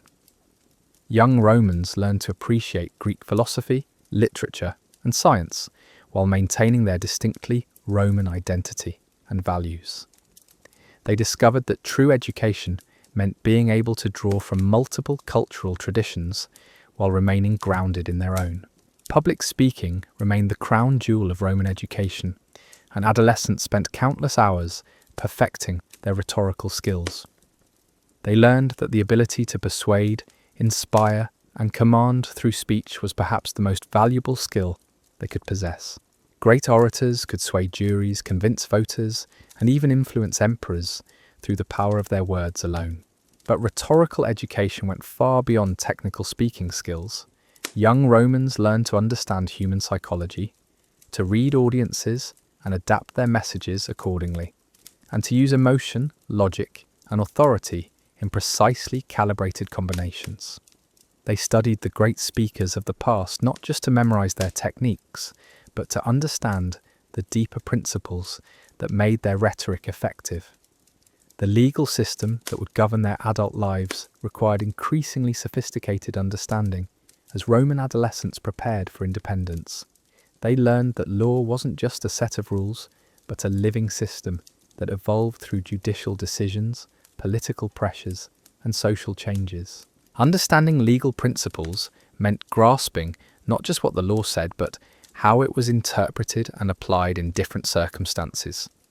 Young Romans destined for legal careers learned that courtroom success required not just knowledge of statutes and precedents, but understanding of human nature, political dynamics, and social relationships. They discovered that the most successful lawyers were often those who could combine legal expertise with psychological insight and political acumen. The international dimensions of Roman law became increasingly important as the empire expanded and incorporated new peoples with different legal traditions. Young Romans learned to navigate the complex relationships between Roman law, local customs, and imperial policy that governed life in the provinces. Military education reached its most intensive phase as Roman young men prepared for the service that would mark their transition to full citizenship. They learned that warfare wasn't just about individual courage and skill, but about organization, logistics, and the ability to function effectively as part of a larger military machine. The psychological preparation for combat was as important as physical training. Young Romans learned to overcome natural human reluctance to kill, to function effectively under extreme stress, and to maintain discipline and unit cohesion even in the face of seemingly overwhelming odds. They studied the mental techniques that separated professional soldiers from armed mobs. Leadership training became crucial for those destined to serve as officers. Young Romans learned that military command required not just tactical knowledge, but the ability to inspire confidence, maintain morale, and make life or death decisions quickly and decisively.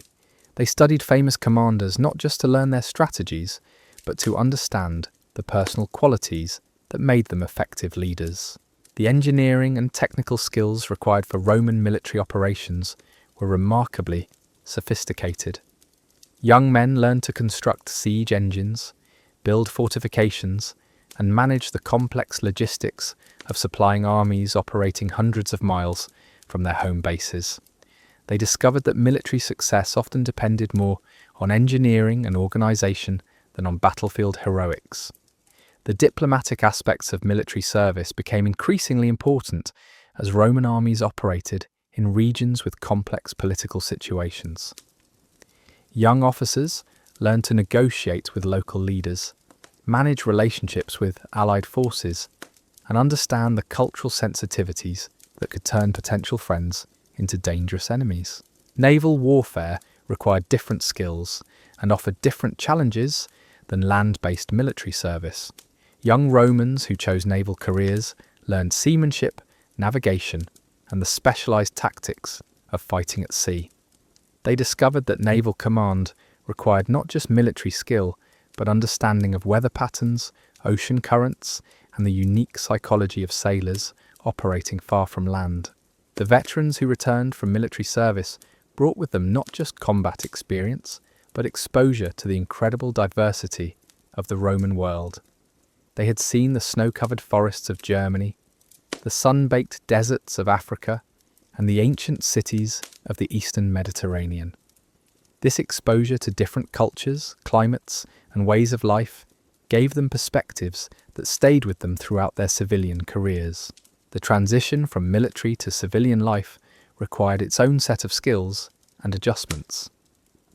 Young veterans learned to apply the discipline, leadership abilities, and organizational skills they had developed in the army to civilian pursuits.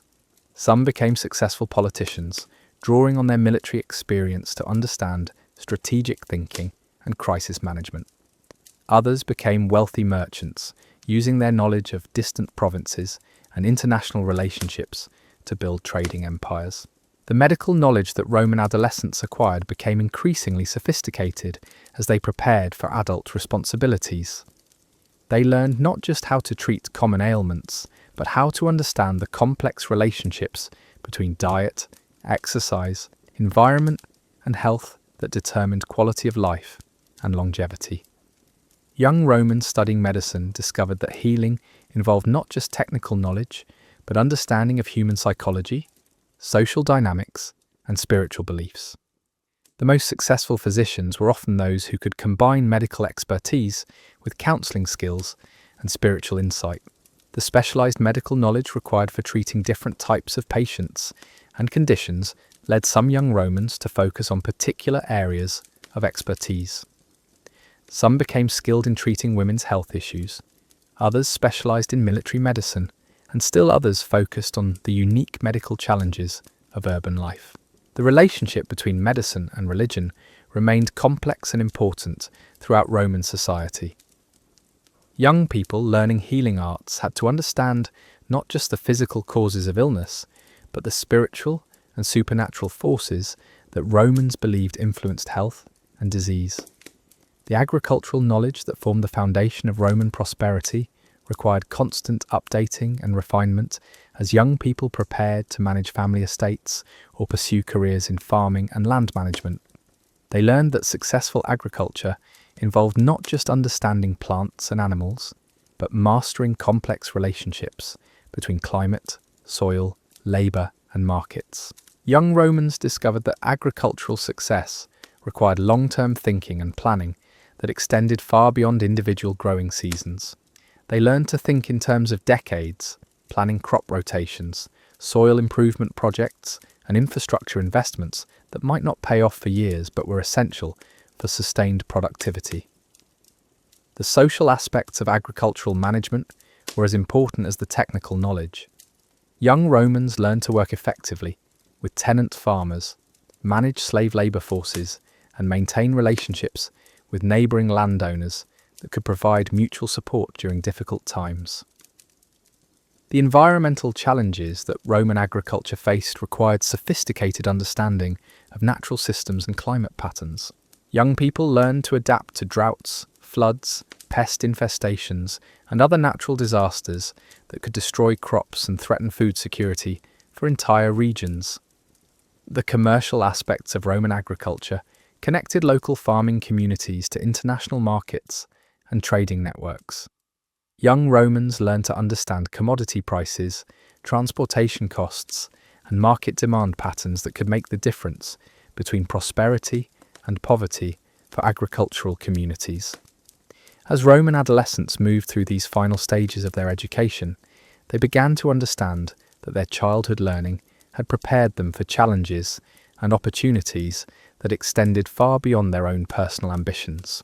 They were being trained not just to succeed as individuals, but to contribute to the continued success and expansion of Roman civilization itself.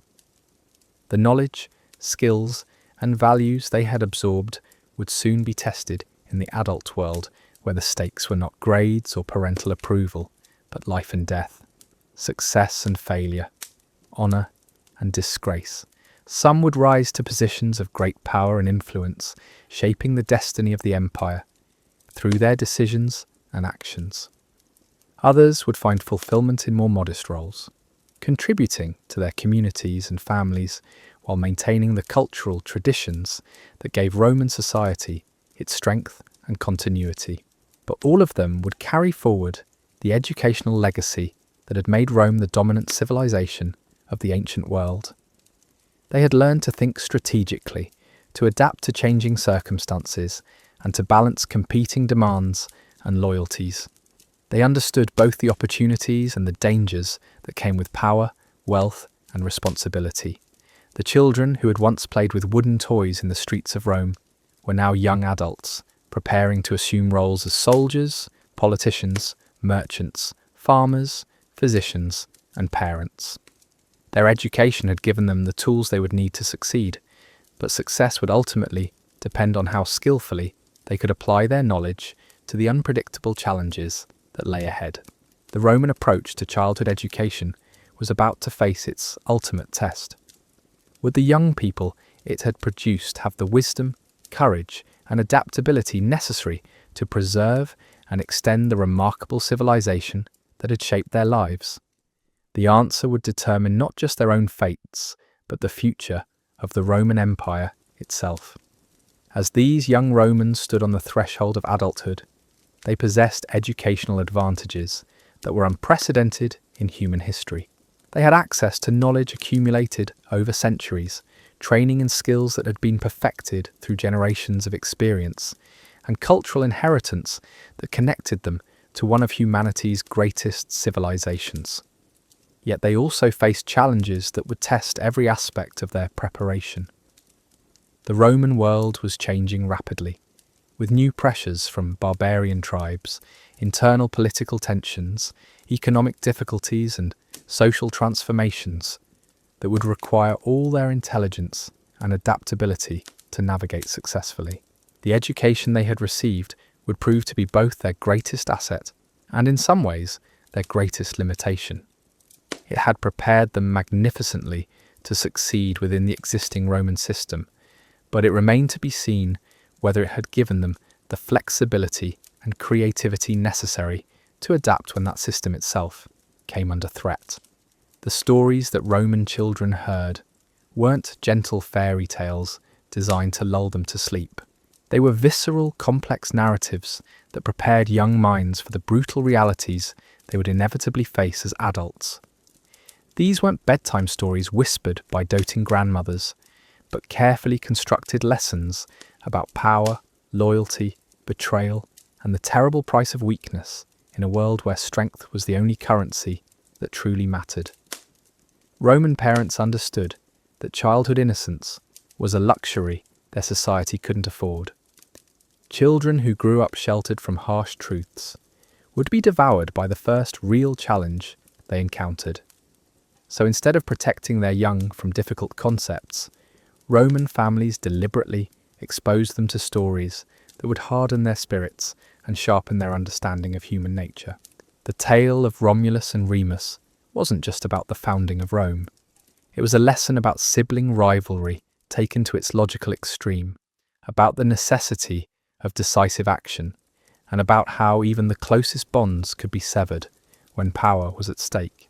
Children learned that Romulus didn't hesitate to kill his own brother when Remus threatened the new city's authority. The message was clear. Sentiment was weakness, and weakness was death. Stories of military heroes filled Roman children's imaginations, but these weren't sanitized tales of noble warriors fighting for justice. They were complex narratives about men who made terrible sacrifices, who betrayed friends when necessary, who chose duty over love and honor over life. Children learned about generals who decimated their own troops to maintain discipline, about soldiers who abandoned wounded comrades to complete their missions, about leaders who sacrificed entire cities to achieve strategic objectives. The gods themselves provided no comfort in Roman storytelling. Jupiter wasn't a benevolent father figure, but a ruthless ruler who maintained order through fear and violence. Mars demanded blood sacrifices and rewarded only those who proved their courage in battle. Venus might grant love, but that love often led to destruction and tragedy. Even the household gods, supposedly protective spirits, were capricious beings who could withdraw their favour at any moment if proper rituals weren't observed. Women in Roman stories faced particular challenges that reflected the complex realities of female life in the empire. Tales of Lucretia taught children that a woman's honour was more valuable than her life, that death was preferable to shame. Stories of the Sabine women showed how political alliances were built on the backs of women who had no choice in their own destinies. These narratives prepared girls for lives where their bodies, their marriages, and their children would be tools in larger political games. The historical figures that populated Roman children's stories weren't presented as flawless heroes, but as complex individuals whose successes and failures offered practical lessons. Julius Caesar was brilliant and charismatic, but his ambition ultimately led to his assassination. Cicero was the greatest orator of his age, but his political miscalculations cost him his life. Cleopatra was beautiful and intelligent, but her foreign origins and sexual autonomy made her an eternal enemy of Roman virtue. Children learned that every story contained multiple layers of meaning that would become clearer as they matured.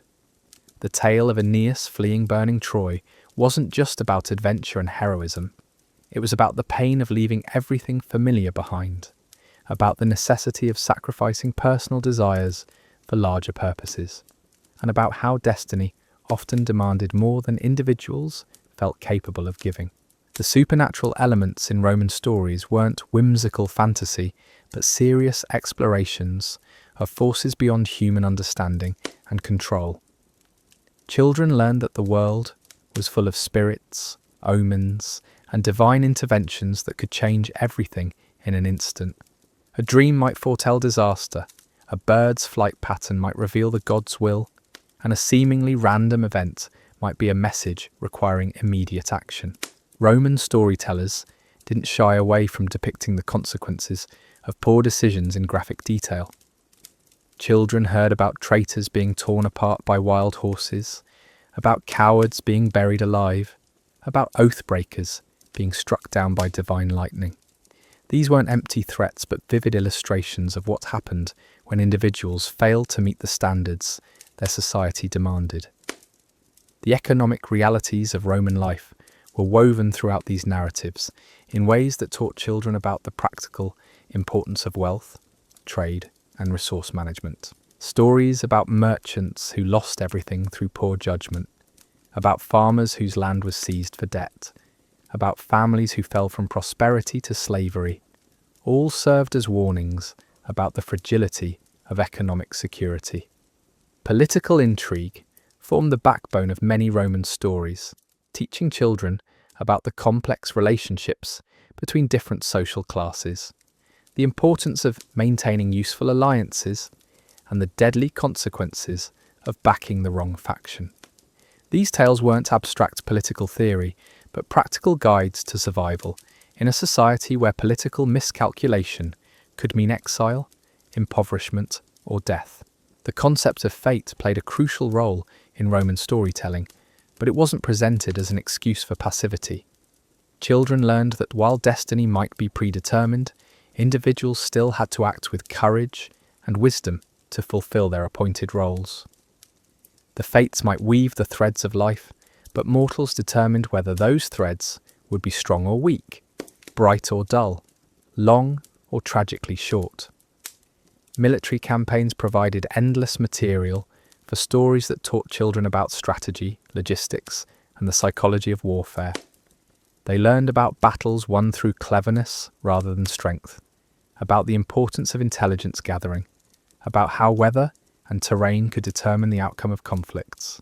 These weren't just adventure tales, but practical education in the art of war.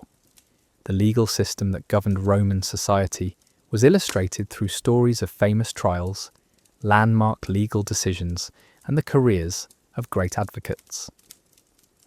Children absorbed complex legal principles through narratives about inheritance disputes, criminal prosecutions, and civil lawsuits that revealed how law could be both a tool for justice and a weapon for revenge. Religious festivals and ceremonies were brought to life through stories that explained their origins, meanings, and proper observance. Children learned why certain rituals were performed, what happened when they were neglected, and how religious authority intersected with political power. These narratives weren't just cultural education, but practical guides to navigating the spiritual landscape of Roman life. The diversity of the Roman Empire was reflected in stories about different provinces, peoples, and cultures that had been incorporated into Roman civilization. Children learned about the customs of Gauls, the wisdom of Greeks, the wealth of Egyptians, and the ferocity of Germanic tribes. These tales taught them about the complexity of governing a multi-ethnic empire while reinforcing the superiority of Roman values and institutions. Family dynamics were explored through stories that revealed the tensions and loyalties that shaped domestic life. Children learned about the absolute authority of fathers, the sacrifices expected of mothers, the competition between siblings, and the complex relationships between different generations. These narratives prepared them for the emotional challenges they would face within their own families. The stories Roman children heard about death weren't designed to comfort, but to prepare them for the reality that life was fragile and often brief. They learned about heroic deaths in battle, tragic deaths from disease, and dishonorable deaths from cowardice or betrayal. Death wasn't something to be feared, but something to be faced with dignity when the time came. Love and marriage were portrayed in Roman stories as complex social and economic arrangements rather than romantic ideals. Children learned that successful marriages required compatibility of interests, mutual respect, and shared commitment to family goals. Passionate love was often depicted as dangerous and destructive, while steady affection, based on practical considerations, was presented as the foundation of stable relationships. The education that Roman children received through storytelling was comprehensive, sophisticated, and utterly practical. Every tale contained lessons that would prove valuable in adult life. Whether they pursued careers in politics, military service, commerce, or domestic management, the stories weren't entertainment, but essential preparation for the challenges ahead.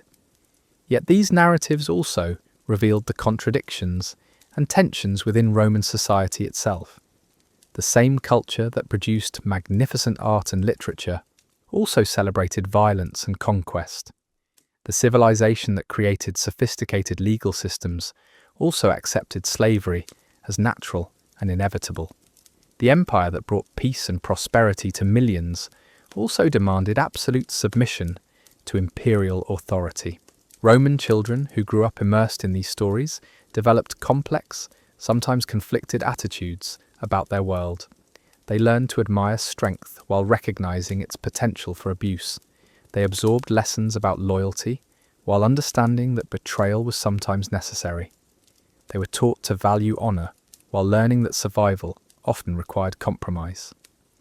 The psychological impact of this storytelling tradition was profound and lasting. Roman children developed mental frameworks that would shape their perceptions and decisions throughout their lives. They learned to think strategically, to evaluate relationships in terms of costs and benefits, and to understand that individual desires often had to be subordinated to larger social needs. The oral tradition that preserved and transmitted these stories was itself an important part of Roman education. Children learned not just the content of narratives, but the art of telling them effectively. They absorbed lessons about pacing, emphasis, audience awareness, and the power of language to move, persuade, and inspire. These storytelling skills would prove valuable whether they became politicians, addressing crowds, generals rallying troops, or parents teaching their own children. The stories that shaped Roman childhood weren't relics of a primitive past, but sophisticated tools for social reproduction that helped ensure the continuity of Roman civilization across generations. They transmitted values, expectations, and practical knowledge in forms that were memorable, emotionally engaging, and personally meaningful to young minds still forming their understanding of the world. As Roman children grew older and their understanding deepened, they began to recognize the multiple layers of meaning embedded in familiar stories. Tales they had heard as simple adventures revealed themselves as complex explorations of moral dilemmas, political strategies, and human psychology. This ongoing reinterpretation of familiar narratives was itself an important part of the educational process. The stories that Roman children carried with them into adulthood would continue to influence their decisions and shape their identities throughout their lives. When they faced their own crises, betrayals, and moral dilemmas, they would remember the examples of ancestors who had confronted similar challenges. The narratives that had once seemed like mere entertainment would become practical guides for navigating the complexities of adult life. But perhaps most importantly, these stories taught Roman children that they were part of something much larger than their individual lives. They belonged to a civilization with a glorious past and a destiny that extended far into the future. Their personal struggles and achievements mattered not just for themselves, but as contributions to the ongoing story of Rome itself. The weight of this legacy was both inspiring and crushing.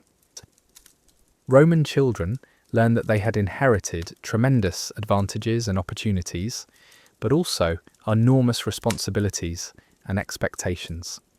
They were expected not just to maintain what previous generations had built, but to extend and improve upon it. Failure wasn't just personal disappointment, but betrayal of ancestors and descendants alike. The stories that filled Roman childhood created young people who were ambitious, disciplined, and fiercely competitive, but also deeply aware of their obligations to family, community, and empire. They emerged from their storytelling education with sophisticated understanding of human nature, realistic expectations about the challenges they would face, and unshakable confidence in the superiority of Roman civilization. Yet they also carried with them the contradictions and limitations embedded in the narratives that had shaped them. The same stories that taught them to value honor and virtue also normalized violence and exploitation. The tales that inspired them to great achievements also constrained their ability to imagine alternative ways of organizing society or relating to other peoples. As these story-shaped children prepared to take their places in the adult world, they would discover that reality was both more complex and more challenging than even their sophisticated narratives had suggested. The stories had prepared them well for many of the situations they would encounter, but they would also have to learn when to follow the examples they had absorbed and when to chart new courses based on their own judgment and experience. The Roman approach to childhood storytelling produced individuals who were remarkably well prepared for leadership roles in their society, but who were also products of that society's particular values and assumptions. They would go on to create some of history's greatest achievements in law, engineering, military organization, and governance. But they would also perpetuate and extend systems of oppression that caused enormous suffering for millions of people throughout the empire and beyond. The stories that shaped Roman childhood were powerful tools that served their intended purpose extremely well. They created citizens who were loyal, capable, and committed to the success of Roman civilization. Whether that civilization deserved such loyalty and commitment is a question that each generation must answer for itself. But there is no denying the effectiveness of the narrative education that helped sustain it for nearly 1,000 years. As Roman children absorbed these complex, challenging stories, they were simultaneously being prepared for lives of extraordinary privilege and crushing responsibility. The narratives that entertained them also burdened them with expectations that would follow them throughout their lives, shaping not just their individual destinies, but the future of the empire itself. The transition from child to adult in Roman society involved not just the formal ceremonies and legal changes we've discussed, but also a fundamental shift in how these story-shaped individuals understood their relationship to the narratives that had formed them. They would move from being passive recipients of inherited wisdom to active participants in creating new stories for future generations to absorb and interpret. But before they could fully assume these adult roles, there were still more lessons to learn, more skills to master, and more challenges to overcome. The stories that had prepared them for adult life were about to be tested against reality itself, and not all of the lessons they contained would prove adequate for the complex world they were about to enter. The world of Roman childhood extended far beyond formal education and family stories into the bustling, dangerous, and endlessly fascinating streets of the empire's cities. For Roman children, the urban landscape wasn't just a backdrop to their lives, but a living classroom where they learned lessons that no tutor could teach and acquired skills that no textbook could provide. Roman cities were sensory explosions that would overwhelm modern children accustomed to quiet suburban neighbourhoods and carefully controlled environments. The moment a Roman child stepped outside their home, they were assaulted by sounds, smells, and sights that demanded constant attention and quick reflexes. Cartwheels thundered over stone streets. Vendors shouted their wares in a dozen different languages.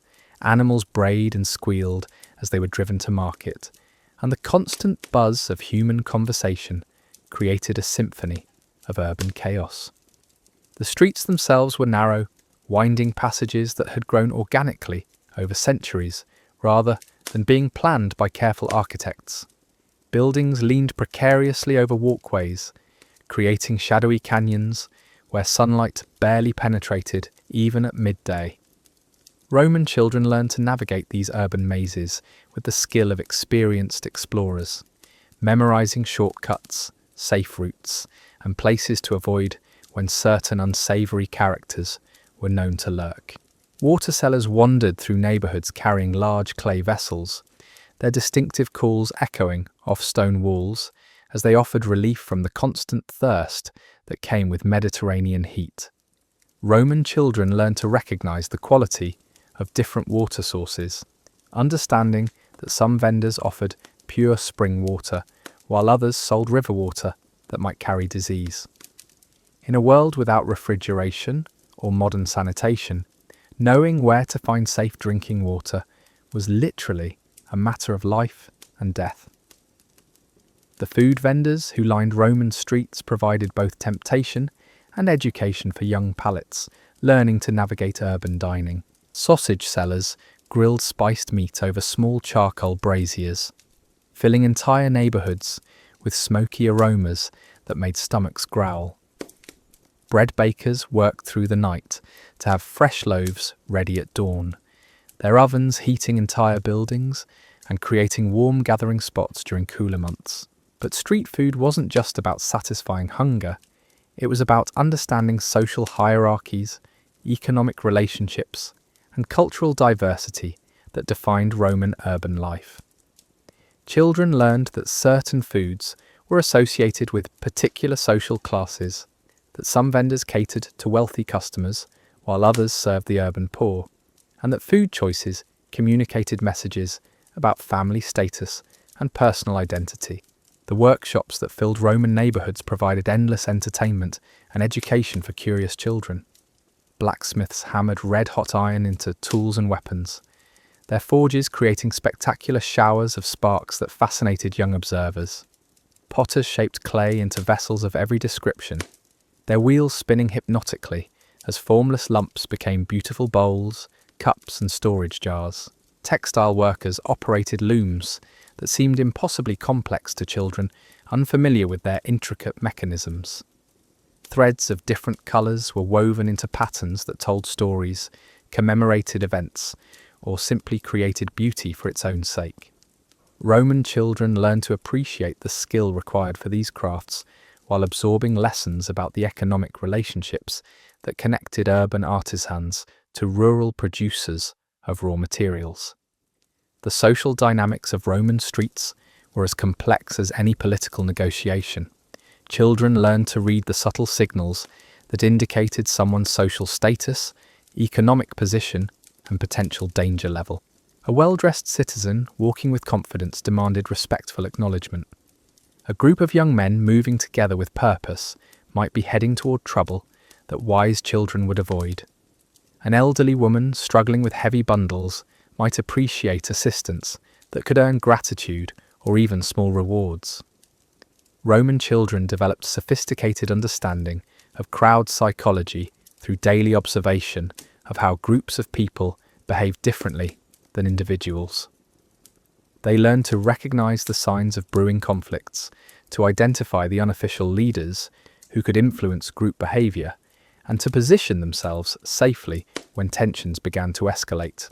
The religious life of Roman cities provided constant spectacle and education for children trying to understand their spiritual obligations and opportunities.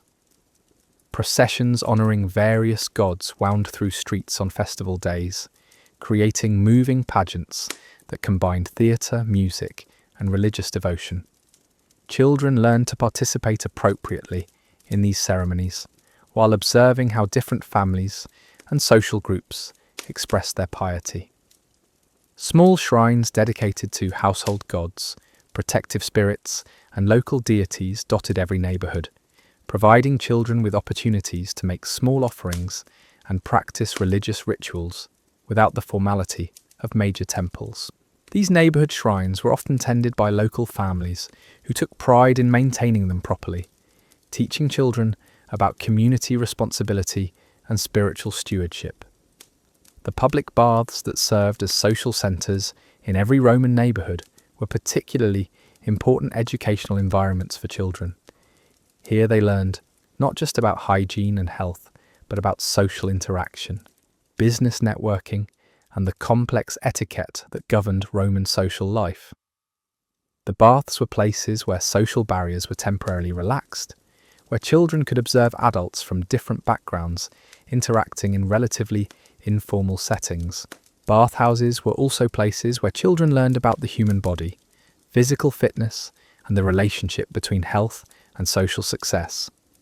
They observed how different people maintained their physical condition, learned about various exercises and treatments that promoted wellness, and absorbed cultural attitudes about beauty, strength, and aging. The entertainment districts of Roman cities provided both attraction and education for children whose parents were careful about where they were allowed to wander. Theatres presented comedies and tragedies that explored moral dilemmas and social issues through dramatic performance. Children who attended these productions learned about storytelling, character development, and the power of performance to move audiences emotionally. Street performers provided more accessible entertainment that children could enjoy without formal tickets or family supervision. Jugglers, acrobats, musicians, and storytellers created impromptu performances in public squares, competing for coins from appreciative audiences. Children learned to evaluate different types of entertainment while developing their own aesthetic preferences and understanding of artistic quality.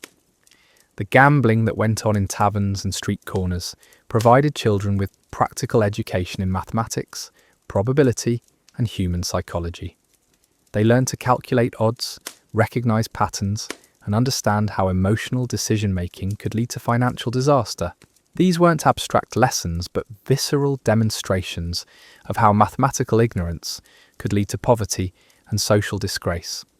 The construction projects that constantly reshaped Roman cities provided children with ongoing education in engineering, architecture, and project management.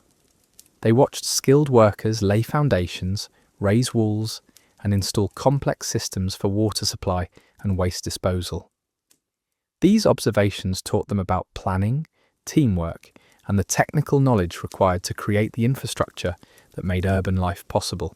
Roman children developed deep appreciation for the engineering marvels that surrounded them through daily interaction with aqueducts, sewers, roads, and public buildings. They learned that these weren't natural features but human achievements that required constant maintenance and skilled management to continue functioning properly. The commercial districts where goods from throughout the empire were bought and sold provided children with geography lessons that no map could match. They encountered merchants from distant provinces who brought exotic spices, fabrics, and manufactured goods to Roman markets. Children learned about trade routes, transportation challenges, and the economic relationships that connected their local communities to distant parts of the world. The diversity of languages spoken in Roman commercial areas provided children with practical linguistics education that prepared them for the multilingual reality of empire. They learned to recognize Greek, Germanic dialects, Celtic languages, and various Semitic tongues that were commonly heard in urban marketplaces. Some children developed remarkable facility with multiple languages through daily exposure to this linguistic diversity. The legal proceedings that took place in public forums provided children with ongoing education in law, rhetoric, and civic responsibility.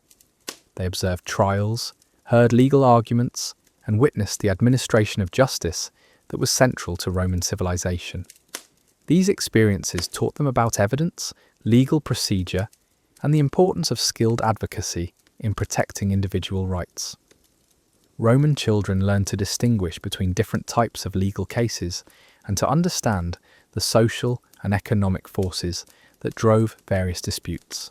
They absorbed practical knowledge about contracts, property rights, and criminal law through observation of actual legal proceedings rather than abstract study of legal principles. The seasonal rhythms that governed Roman urban life provided children with education in astronomy, agriculture, and the natural cycles that influenced human activity. They learned to recognize the signs that indicated changing seasons, to understand how weather patterns affected everything, from food prices to military campaigns, and to appreciate the connection between urban life and rural production. Religious festivals that marked important points in the Roman calendar provided children with intensive education in history, mythology, and civic values. Each celebration told stories about Roman origins, honoured gods who protected the community, and reinforced social bonds that held the empire together. Children learned that they weren't just individuals pursuing personal happiness, but members of a community with shared obligations and collective destiny. The public games and spectacles that entertained Roman crowds provided children with complex lessons about violence, justice, and social hierarchy. Gladiatorial contests weren't just brutal entertainment, but carefully orchestrated demonstrations of Roman values, including courage, honour, and the consequences of defying imperial authority. Roman children learned to read these spectacles as political communication that reinforced social order while providing acceptable outlets for aggression and competition. They understood that the arena was both entertainment venue and classroom, where important lessons about Roman civilization were taught through dramatic performance. The economic relationships that governed Roman urban life provided children with practical education in commerce, banking, and financial management. They learned about credit, interest, investment, and the various factors that could influence economic success or failure. This knowledge was essential for anyone hoping to prosper in Roman society, whether through trade, manufacturing, or professional services. Children observed how successful merchants built their businesses, how skilled craftsmen attracted customers, and how various forms of economic cooperation created prosperity for entire neighbourhoods. They absorbed lessons about reputation, quality control, and customer service that would prove valuable regardless of their eventual career choices. The transportation networks that connected Roman cities to the broader empire provided children with education in logistics, engineering, and imperial administration. They learned about the roads, bridges, and harbours that made trade and communication possible across vast distances. They understood that their local communities were part of a much larger system that required constant coordination and maintenance to function effectively.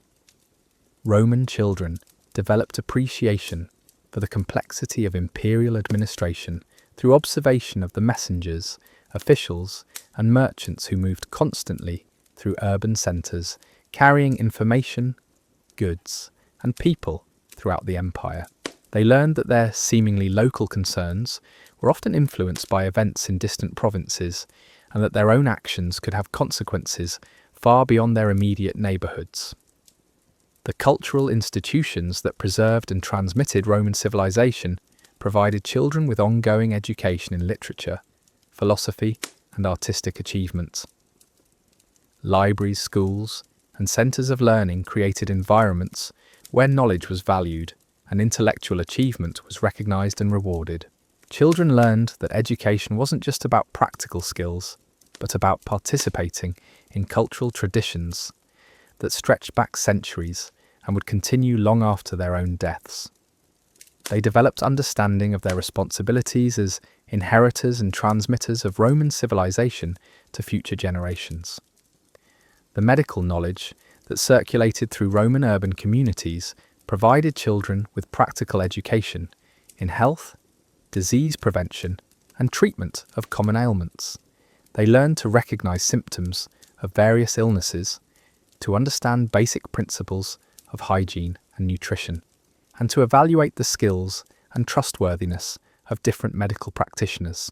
So as we've journeyed through the cobblestone streets and marble halls of the Roman Empire, we've discovered that childhood in ancient Rome wasn't some distant foreign experience, but a remarkably human story of growing up in one of history's most complex civilizations. These children face challenges we can barely imagine, yet they also experience joys, fears, and dreams that feel surprisingly familiar across the centuries. From the terrifying lifting ceremony that determined whether they lived or died, to the bustling urban classrooms where they learned to navigate a world of gods and mortals, Roman children were shaped by forces that would seem both brutal and beautiful to modern eyes. They weren't just smaller versions of adults waiting to grow up. They were individuals with their own distinct phase of life, complete with toys and games, stories and songs, fears and hopes that defined their unique place in the great sweep of Roman history. What strikes me most is how these children carried the weight of an entire civilization on their small shoulders, yet somehow managed to find moments of wonder, friendship, and discovery amid all that pressure and expectation. They remind us that childhood, no matter when or where it happens, is always a story of resilience, adaptation, and the endless human capacity to grow and learn. But we've only scratched the surface of this fascinating world. There's so much more to explore about how these children became the adults who would shape the destiny of Rome itself.